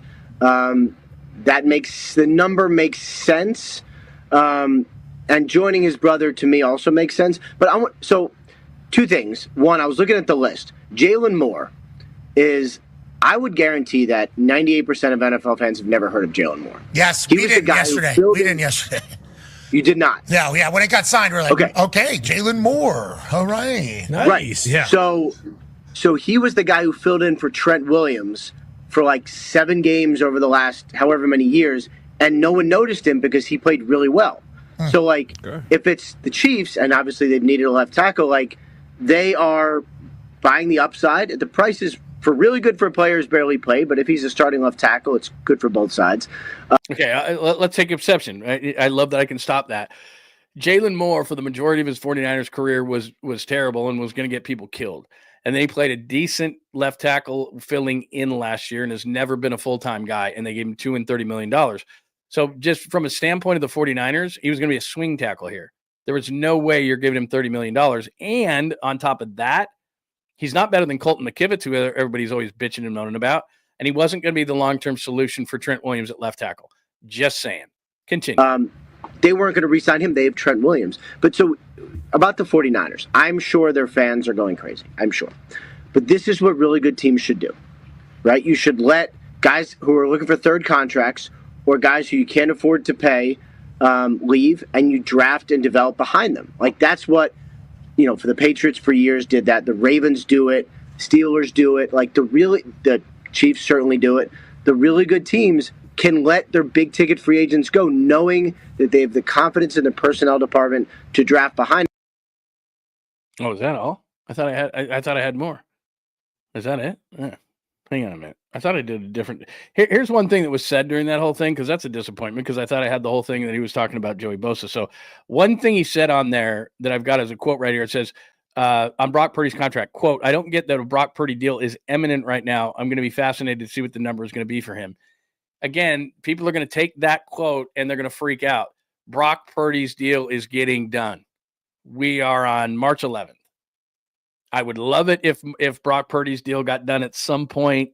My deadline for the Niners would be some point early in June. I would hope that would happen. Some people are thinking it could get done in April or something like that. I just don't see that happening. Here, let me take that off the board. I don't see that happening. I thought I did a better job of editing that. So let me see if I can try this again. But Brock's deal is getting done. So anybody who's going to try to make you panic over Brock Purdy not getting a deal done and thinking that they're going to trade Brock Purdy, that all went away when Sam Darnold went to Seattle. Because if there was any kind of leverage whatsoever, it would have been brought on by Sam Darnold. Because Darnold's a decent quarterback. They like Sam Darnold here. I know that for a fact. And anything that would have been brought up as far as that was concerned, let me see if I can, was that the right cut? I thought it was the wrong right. I thought we had a better cut on that. So let me make sure that I got the right thing there, because I know for a fact that I brought that up and he was going to talk about, I have a whole thing here where he's talking about Bosa. Didn't I send that one? Let me see here. Hang on a minute. That's what I thought I just sent. Hang on a minute. Maybe I've got this thing wrong. Maybe this. Let me try it's kind of. Oh, there it is. Okay. See, stuff started. Here we go. Miami for around $10 million. Is that kind of the expectation? He's going to one of those two places. And when can we see some of this stuff starting to happen to the 49ers? Because I know their fans are kind of freaking out right now. Yeah, this is Yeah, well, first of all, I think that's right on Bosa. I think he's going to have some other options too, but I think those teams are definitely in the mix. That makes the number makes sense, and joining his brother to me also makes sense. But so two things. One, I was looking at the list. Jalen Moore. Oh, okay. So he did go through that a little bit. I just missed it. So there was nothing really on Bosa that was said there. The big quote that's making the rounds right now is he doesn't see anything imminent with Brock Purdy. I'll correct him. It is imminent. They are signing Brock Purdy. Who are they going to sign now? If there was any leverage and they were thinking of not signing Brock Purdy to a long-term contract, it would have been Sam Darnold. They would have done what Seattle did. Seattle said, you know what? We're not comfortable paying Geno Smith at $45 million. So what we're going to do is we're going to trade him with the Raiders, and we're going to go with Sam Darnold. And a lot of people are freaking out about Sam Darnold, and I get it. He's only done it for 1 year. I've changed my tune on Sam Darnold. I wasn't a big fan of his. I wasn't even a big fan of his watching him in training camp here with the 49ers. I just didn't see it. And he'd had a great year in Kevin O'Connell's system. Yes, he had Justin Jefferson and a bunch of weapons in Minnesota, so maybe he's not all that. And he played poor in those last 2 games. But my point is not about Seattle. My point is about the Niners. Rarely do you have a quarterback who just had a season like Sam Darnold did at the age of 27 hit the open market. But he did. And the 49ers didn't make a play for him. The 49ers didn't think about trading Brock Purdy for a first-round pick, which they could do, to a quarterback-needy team in a quarterback draft that's not very good. I mean, I wouldn't be surprised if the Jets at number 7, who very badly need a quarterback, maybe more than anybody else in the league, wouldn't have traded Brock Purdy for the 7th overall pick in the draft and given him a big contract. They could have done that. They didn't. The Niners probably got that call and said, no, thank you. So it is imminent. So he said it's not imminent. It is. He is going to sign a long-term contract with the Niners. The line is not being drawn at Brock Purdy. The fact that they're saying no to Dre Greenlaw, which is the only guy on that list that I'm going, about. It's a lot of quantity. It's not a lot of quality. I'll keep saying that. There's one guy, Dre Greenlaw. That's the guy that you go, oh, man. Not Jalen Moore, not Aaron Banks, not Charvarius Ward, who we knew was going to leave, not Kyle Juszczyk, who got a pay cut last year and we knew was going to leave, that they've already replaced with a move tight end from Jacksonville. I hate losing his locker room presence and all those kind of things. But as Ian Rappaport said there to an extent, and the other thing I'll disagree with him because I think he misspoke is that the teams like the Ravens, like he talked about, and the Patriots back in the day, they didn't let core players go. Brady didn't go anywhere. Gronkowski didn't go anywhere. Like those guys, Lamar Jackson's not going anywhere. Back in the day, Flacco didn't go anywhere. Ray Lewis didn't go anywhere. Like there's a difference. McCaffrey's still here. Kittle's still here. Bosa's still here. Warner's still here. Everyone forgets because all these players of quantity, not quality, left. Everyone's freaking out. But what they do is they're trying to keep their core. They're going to extend George Kittle this offseason. They're going to rework Warner's contract, which has a $29.2 million cap number to it. They're going to re-sign Brock Purdy. It is imminent. They're going to do it. And then he's put the pressure on John Kyle and the entire front office to do 2 things. Find diamonds in the rough in this group that is in this rubble that is left of free agency. Take that stick and pick through this, and you find me a couple of these guys. A veteran corner. Some of these guys were going to be pushed out because of the free agents that went to certain teams. So because someone went somewhere means somebody's got to go. Who's going to go? Who are those guys that they're going to let go? Who's got a bloated contract on a team right now that's going to go that we can get for cheap? Who are those guys? So that's what he's thinking about. And then the second part is you start kicking ass. Start realizing that you got to, here we go. Here's something interesting. Nate, hi, thanks. Releasing Leonard Floyd. A lot of people hitting up Leonard Floyd released. Okay, so I'm telling you what that means then. That means they're signing Joey Bosa. Because I'll go to the cap number on Leonard Floyd. Let me hit this up real quick because Leonard Floyd's being released. So let me go to over the cap, and I'll tell you what that means. So that means they're going to sign Joey Bosa, is what that means. And I don't love it, but what they're saying is they think that Joey Bosa is going to be better than Leonard Floyd. So Leonard Floyd's deal is you're actually saving money on Leonard Floyd because I looked this up before. So you're going to save yourself a couple $1 million. His cap number is 10.7. His dead cap is 8.6. So you save 1.4 1.47 on Leonard Floyd. So there you go. So you release Leonard Floyd, you save 1.47 on the cap. Ultimately, his $10 million goes away, and that means they're going to bring in Joey Bosa. That doesn't mean he's signed with the Niners yet, but I'm telling you right now, if you're releasing Leonard Floyd, you're bringing in somebody off the edge. Who are they talking to on the edge? They're talking to Joey Bosa. So that's what it is. They're going to bring in Joey Bosa. I'm going to guarantee it right now. I don't have anything. Let me text real quick. Let me see if anybody's texting me. But if Leonard Floyd's being released, that means Joey Bosa's coming to the Niners. I'd bet you. Let me just see real quick. Okay. Yeah, that's going to be Joey Bosa. I have not seen anything. Let me hit back up, but they're going to save money. So they're not losing money. There's no dead cap on that. There's no dead cap. Why didn't Ian Rappaport have that, man? We just stole the audio for the Pat McAfee show, the video from the Pat McAfee show. He's got nothing. So Leonard Floyd being released, and that's going to mean Joey Bosa is going to be part of this whole thing. So let's just see. What does that do for everybody? Anything? Joey Bosa do anything for you? And I may have to pop back on in this whole thing about this, but that's going to mean that Joey Bosa is coming to the Niners. I'll give you a 95% probability on that. That's what I'll give you. So let me just see here. Okay. Don't see anything new on it. Have not gotten a text. I'm going to send out a text real quick and see if we can't get a confirmation on this. Live, I tell you. Live producing. Just do this real quick. Okay, sorry. Got to make sure that we get something. So let me see if I can get something back on that. But Leonard Floyd, to me, means that Joey Bosa, and I've told you this, if you're getting him at a number, if you're getting Joey Bosa at a certain number, and then I'm fine with it. Leonard Floyd was a double-digit sack guy. I would have thought that they would have kept him, but they can't afford it. They can't do both because Leonard Floyd had a cap number this year of about $10 million. Like I said, he has a dead cap of about 8.6. They're going to save about 1.4, but they're going to probably use Joey Bosa on that whole thing. So anyway, there you go. Yeah, it's all over the place now. Leonard Floyd's everywhere. He's being released. So that is true. So there you go. Joey Bosa probably coming to the 49ers because of that. Because I just showed you this real quick. Let me show you the whole thing. Somebody hit me up on a Richie Grant. Yeah, I had Richie Grant at the beginning of the show. He's a special teamer. He is not anything about he was a pick that I know a lot of people liked, but he just has not been good with the 49ers. So let's click this on real quick.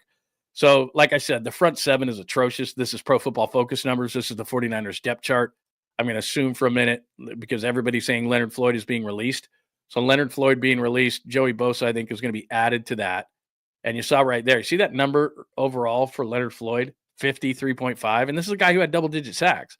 So everybody gets, he had 10 sacks. Yeah, okay, if you get 10 sacks and you play 50 snaps a game, and you do that over a 17-game schedule, and you only make 10, everyone's always enamored with sacks, but what do you do in the rest of the time? He's terrible against the run. He doesn't set an edge at all.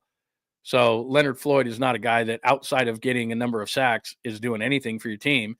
And as I point out here, your front seven, which there's only two guys with good grades, and that's, as you can see, Nick Bosa's got a 91 grade, and Fred Warner has an 89, what is that, 89.2, whatever that is. Those are great grades. The rest of your guys on your defensive line are atrocious, and probably what the Niners looked at is, look, Leonard Floyd got some sacks, which everybody loves, but there's nobody across from him, and if Bosa is going to agree to a deal that is 49er friendly and largely based on incentives, which I think it's going to be, and I'm just going to predict something, they're going to say that it's going to be a 1-year, $10 million deal, which replaces Floyd's number, and then they're going to put a bunch of incentives around it.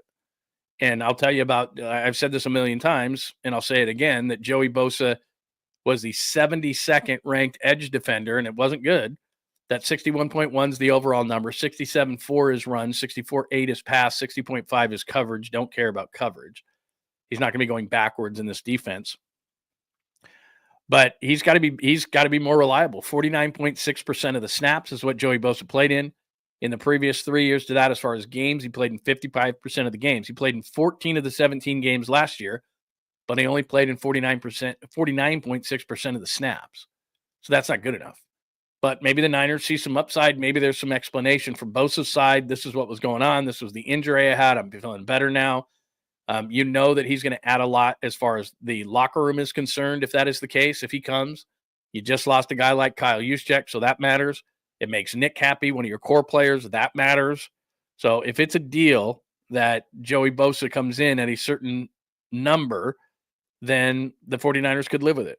The only thing I would say, again, I've given you the numbers and you know how I feel about it. But the one thing I would say is, as we look at Dre Greenlaw and the players that they have lost, and I keep saying this, so if you're new here, I just want to reiterate to you that there's a lot of quantity that was lost, but not a lot of quality that was lost. But the one at the top there is Dre Greenlaw. And Greenlaw, to me, is the one. Like, so if Greenlaw is, that's almost $12 million. That's 11.3 a year. I don't know how it's structured. That's the big key to the whole thing is people think, oh, it's 11.3, 11.3, 11.3. It's probably a lot of money up front. There might be a dummy year on the back of that thing, an avoidable year on the back. I don't know anything about the contract. I haven't seen it. But just for the sake of our conversation, that's an $11.3 million a year contract. If Joey Bosa comes in around 10, then I'm thinking to myself, I would have rather have had Greenlaw because that's close enough. If that's the number, because they're going to replace Floyd's number with Bosa's number, with Joey Bosa's number. That's what it looks like to me. Maybe they're just letting him go to let him go. I could be wrong, but I would be shocked at this point if Joey Bosa wasn't coming. Because to let Leonard Floyd go, that's the position and that's the amount of money. It was a $10 million cap hit that was going to hit on Leonard Floyd. To me, I wouldn't give Bosa anything more than 10 as a base and then lots of incentives. And hopefully he's so incentivized that, he's getting 12 sacks, that he's playing good against the run. He's capable of doing it. It's just injuries have robbed him of it. He's going to be 30 in July as Joey Bosa, and I think it's a problem. But that would be my only major problem is I would have rather have Dre Greenlaw. If you told me Dre Greenlaw or Joey Bosa, I'd rather have Dre Greenlaw. And if you're going to pay Joey Bosa close to that number, then I'm like, yesterday or before free agency started, knowing that Dre Greenlaw's number was going to go past that, the difference becomes Dre Greenlaw's still coming off an Achilles, which nobody's talking about. And maybe the 49ers, who have the doctors that have looked at it and did the work, maybe they're not comfortable in giving him that money. We haven't talked about that. And again, to kind of reset this for the millionth time, Afunga, they have a replacement. Ward, we knew was leaving. Moore's ridiculous. Banks' money is more ridiculous. Mitchell's injured. Juszczyk writing was on the wall, and they replaced him with Luke Farrell. So I don't know what everybody's freaking out about.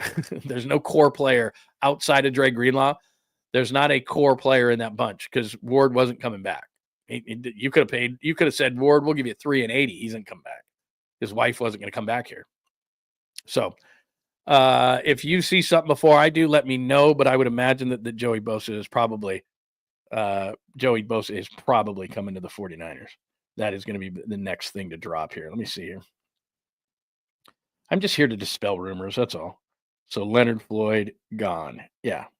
1 year with the 49ers. Okay, let's see. Let's see if there's anything else, if they have anything like that. 8.5 is what Floyd said. I said 10. Had 8.5. But overall, his numbers were not really good. Some people are saying that there's a proposed trade out there, Ayuk to the Browns for corner Craig Newsome and a pick. Again, look, if you're trading Brandon Ayuk, I'll continue to say this. You're trading him at the lowest possible level that you could trade him at as far as the stock goes. You're going to eat $18 million in cap money, which you already have 65 on the books. It's going to be offset by a salary, but you're going to go minus 11 million overall on that 18 cap hit salary offset. So it's going to be 11.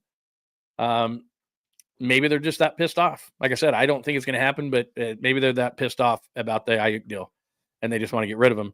And then the third part of that is, okay, your receivers are, because I told you, I showed you on the, let me do this one more time for you. As far as the depressing depth chart is concerned, I didn't call it depth chart. I just think I slipped. But if you look at the wide receivers there, Pearsall, hopefully as a first round pick, you can improve on that number. That's a terrible number.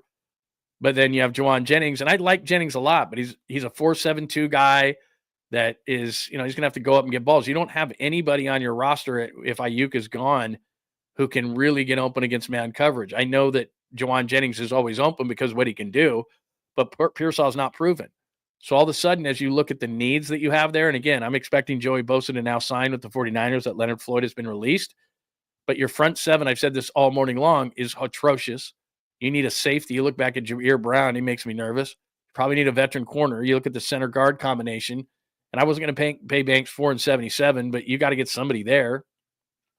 And if you add Ayuk to that list, then that's just another need. You know, Craig Newsome, I guess, if you pick him up, he's a former Northwestern guy, and I like Craig Newsome, but okay, now he's your veteran corner in the room, and so you've taken care of that, and now Renardo Green can come off and be your third corner, and then you move Lenore into the slot, which I don't hate that, but I'm saying you have created a massive gap now. You don't have a true number one receiver, because I like Jawan, but he's not a one. Pearsall, you're hoping can be, but that's an if. And so now you got to go out and get a number one wide receiver in the market. And is there anybody like that around? I mean, Cooper Kupp is going to be released by the Rams any day now. There are rumors, because he's from the state of Washington, that Seattle is going to go after him. So there's that. So I could see Cooper Kupp going there. But Cooper Kupp at this point in his career, I mean, I don't mind him.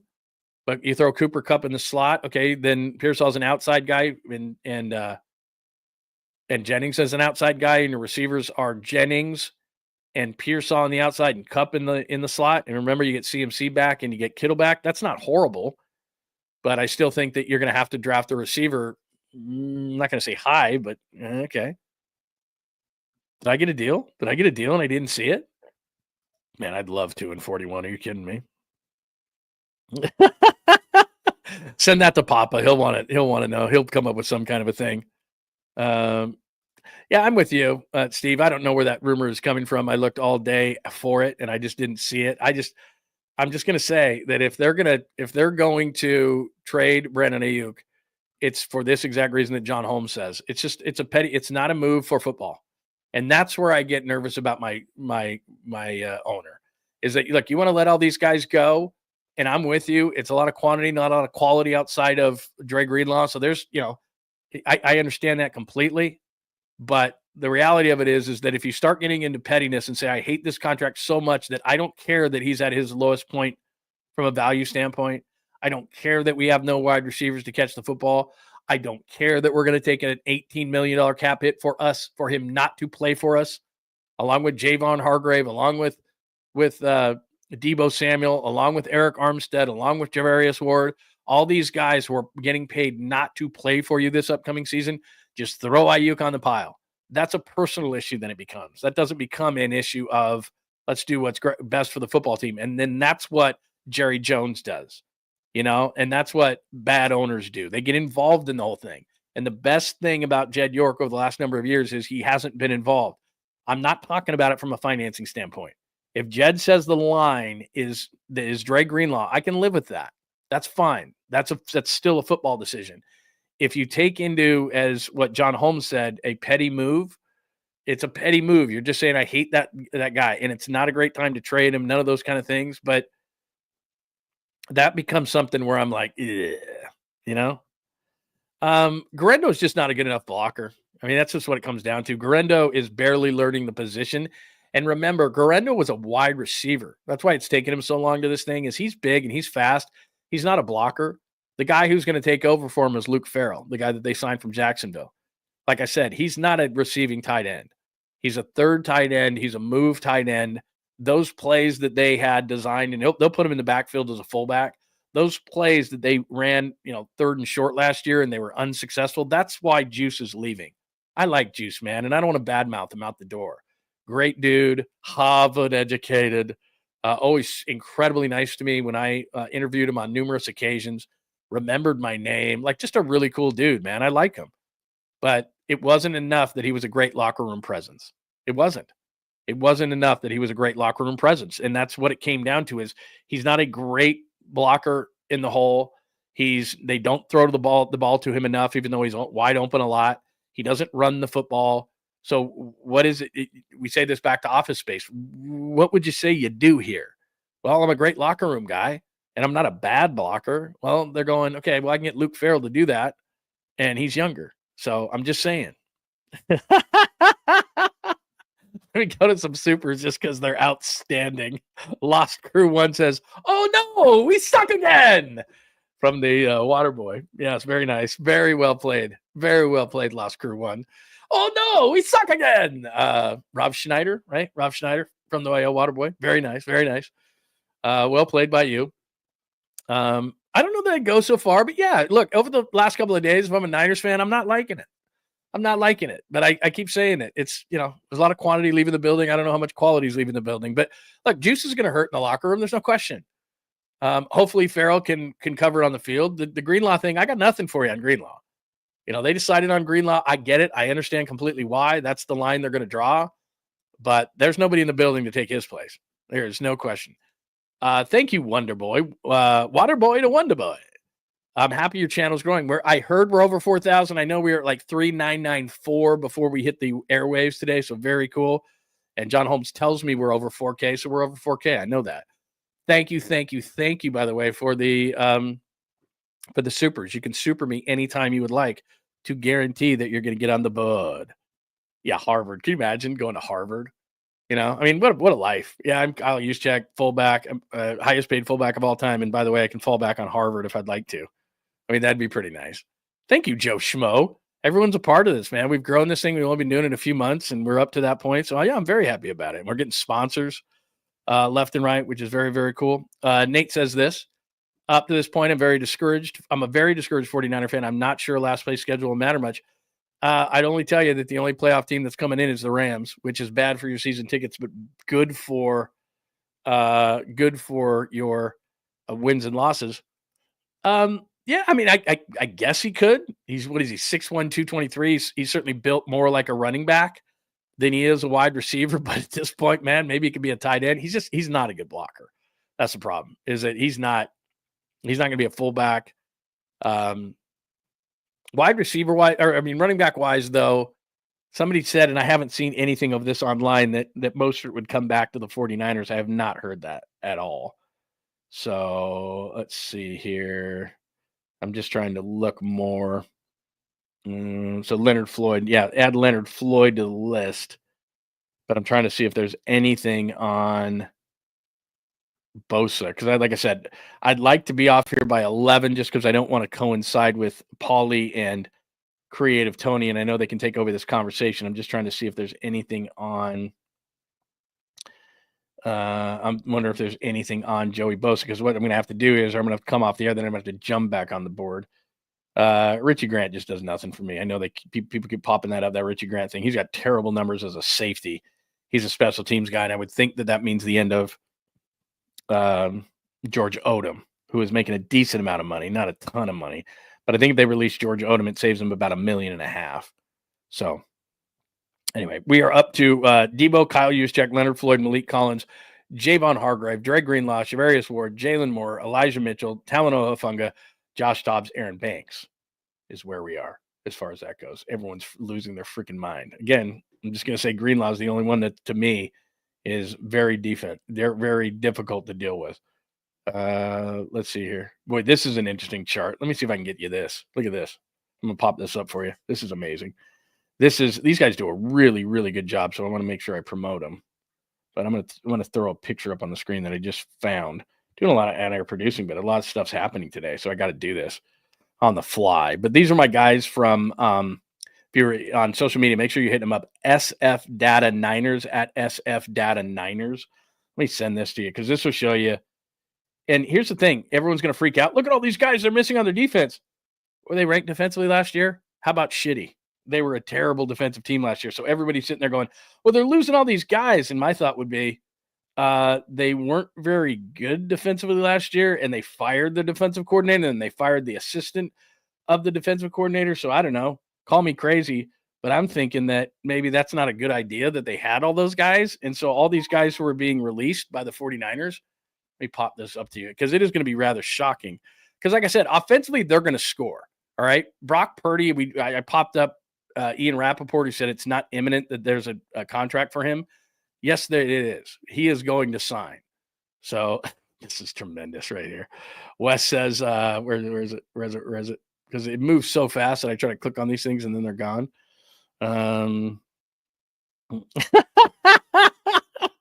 Yeah, it's got to be fast. It's got to be really fast because, that's the thing is guys are getting so where's this thing? News is saying he's in talks with an area possibly there's several reports out there. Okay.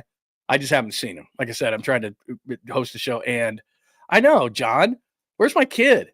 You know where he is? He's in San Diego on spring break is where he is. And then he's heading this weekend to Kansas City to cover some basketball thing. I'm like, hey, I said that to him. I said, hey, I'll pay you, jump on the show and I'll pay you and you can help me because it's free agency and things are going bonkers. There's a good listener right there. Hurleybird, Willie effing Lampkin. Yeah, I know. Krug loves that guy. He's 5'10", 290, and he wants him to be a fullback. Although, I mean, the guy, like at the Senior Bowl was holding all that. It was really, really good.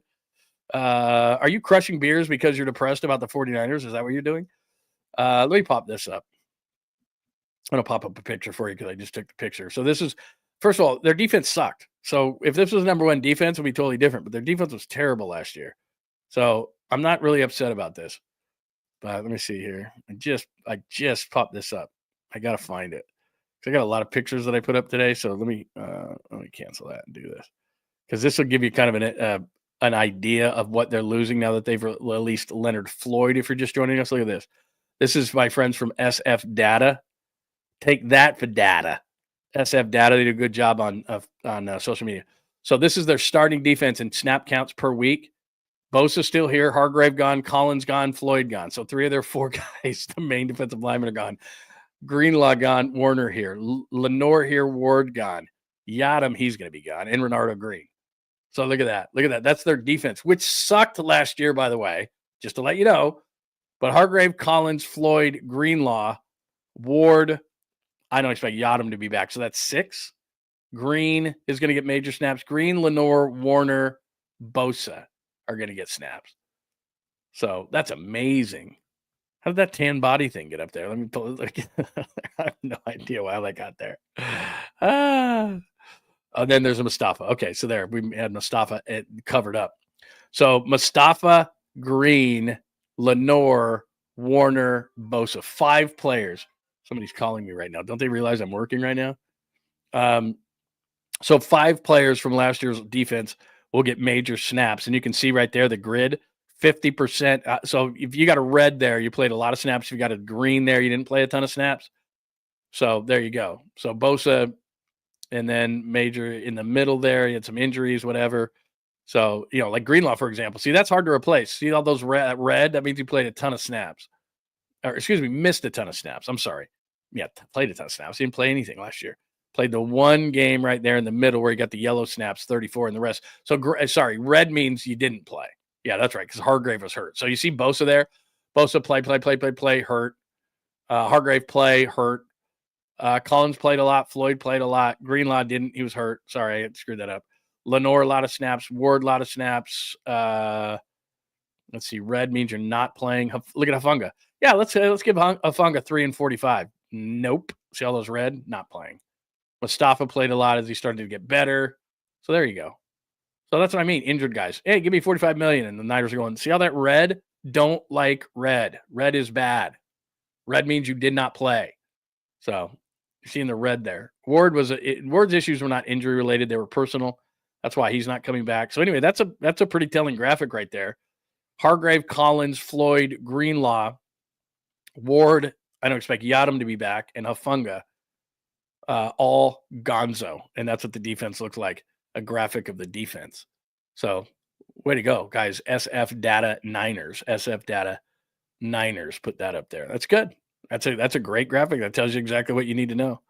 Well done by those guys. Let me get this out of my face here. Get out of here. Get off my screen. Get out of here. Get out of here. Hold on a minute. I must have left and I didn't take it off my screen. What's going on with me? There we go. I can get that off. There we go. Sorry. Having some technical difficulties. I'm trying to produce the show at the same time.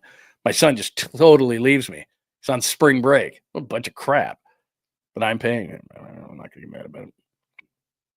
All right. Anything else? Dude, I have no snaps, Josh. I have no snaps whatsoever in me. No chance. Can anybody play linebacker? Yeah, I don't know if Richie Grant is the brother of Eddie Grant's Electric Avenue. I don't think so. Probably not. I'm not excited about that signing. That's a free. That's a only special teams guy. And if he's on the field, that's not good. I'm just telling you right now. Yeah, Leonard Floyd being released. We have released that information being released. That, I tell you, is going to equal a Joey Bosa. I'm trying to hold on so that we can get the Joey Bosa news because I don't want to overlap with Paulie and Creative Tony, but I may have to for just a minute because if they don't, and I don't think I have anything. Like yesterday, I had a big sales meeting at the dentist after that. Today, I think I'm free. So I'm trying to see if I can do that. They know what they're going to pay. They know what they're going to pay Brock. They know what they're going to pay Brock. Let's see. Brosas. Somebody used my NOSA for Bosa, but I think that's going to happen. Brosas. I think they're going to do that.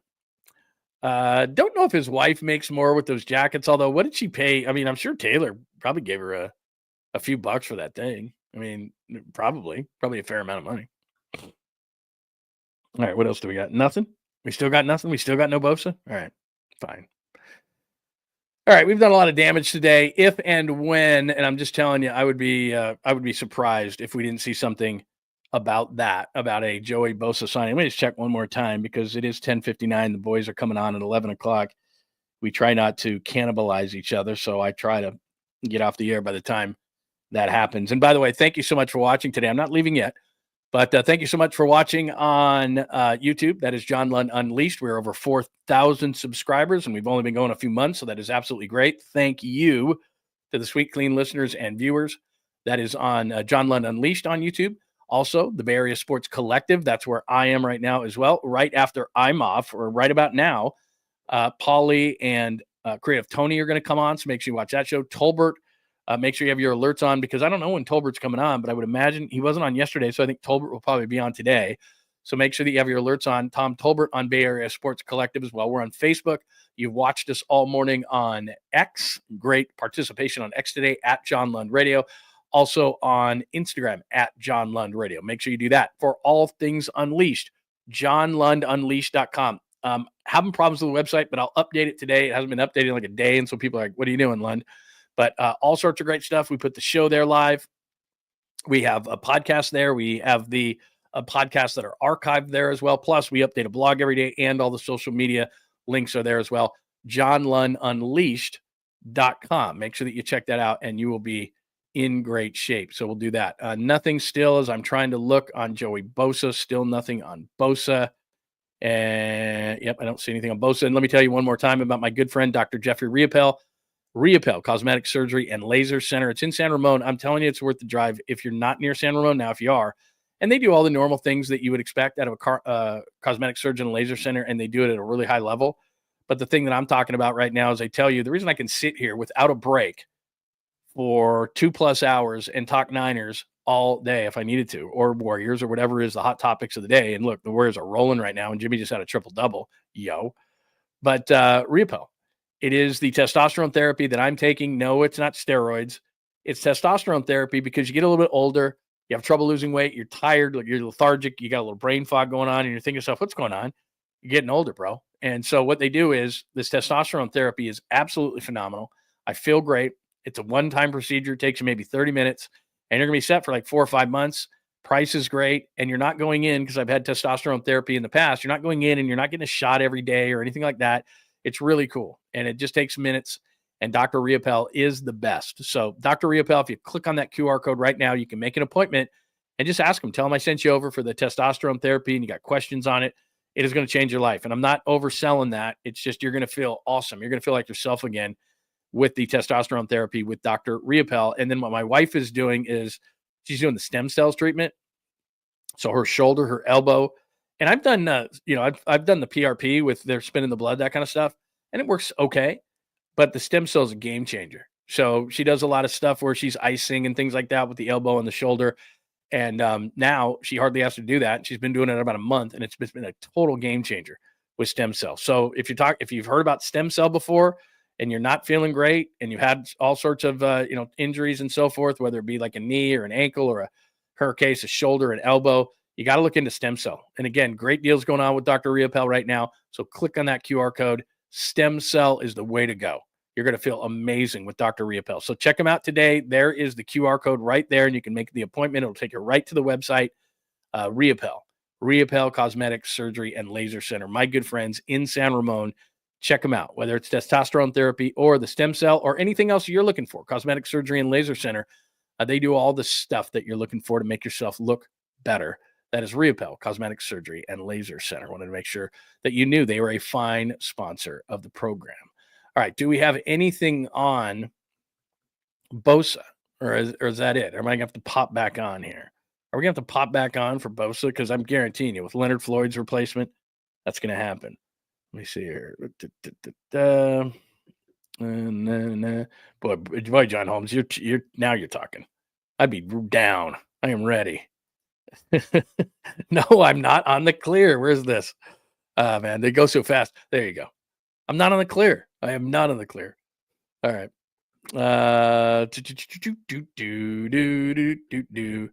Yeah. Yep. You're right, my friend. You're right, Bucko Sports. I will wait. Okay. Here's what I'm going to do. I'm going to let.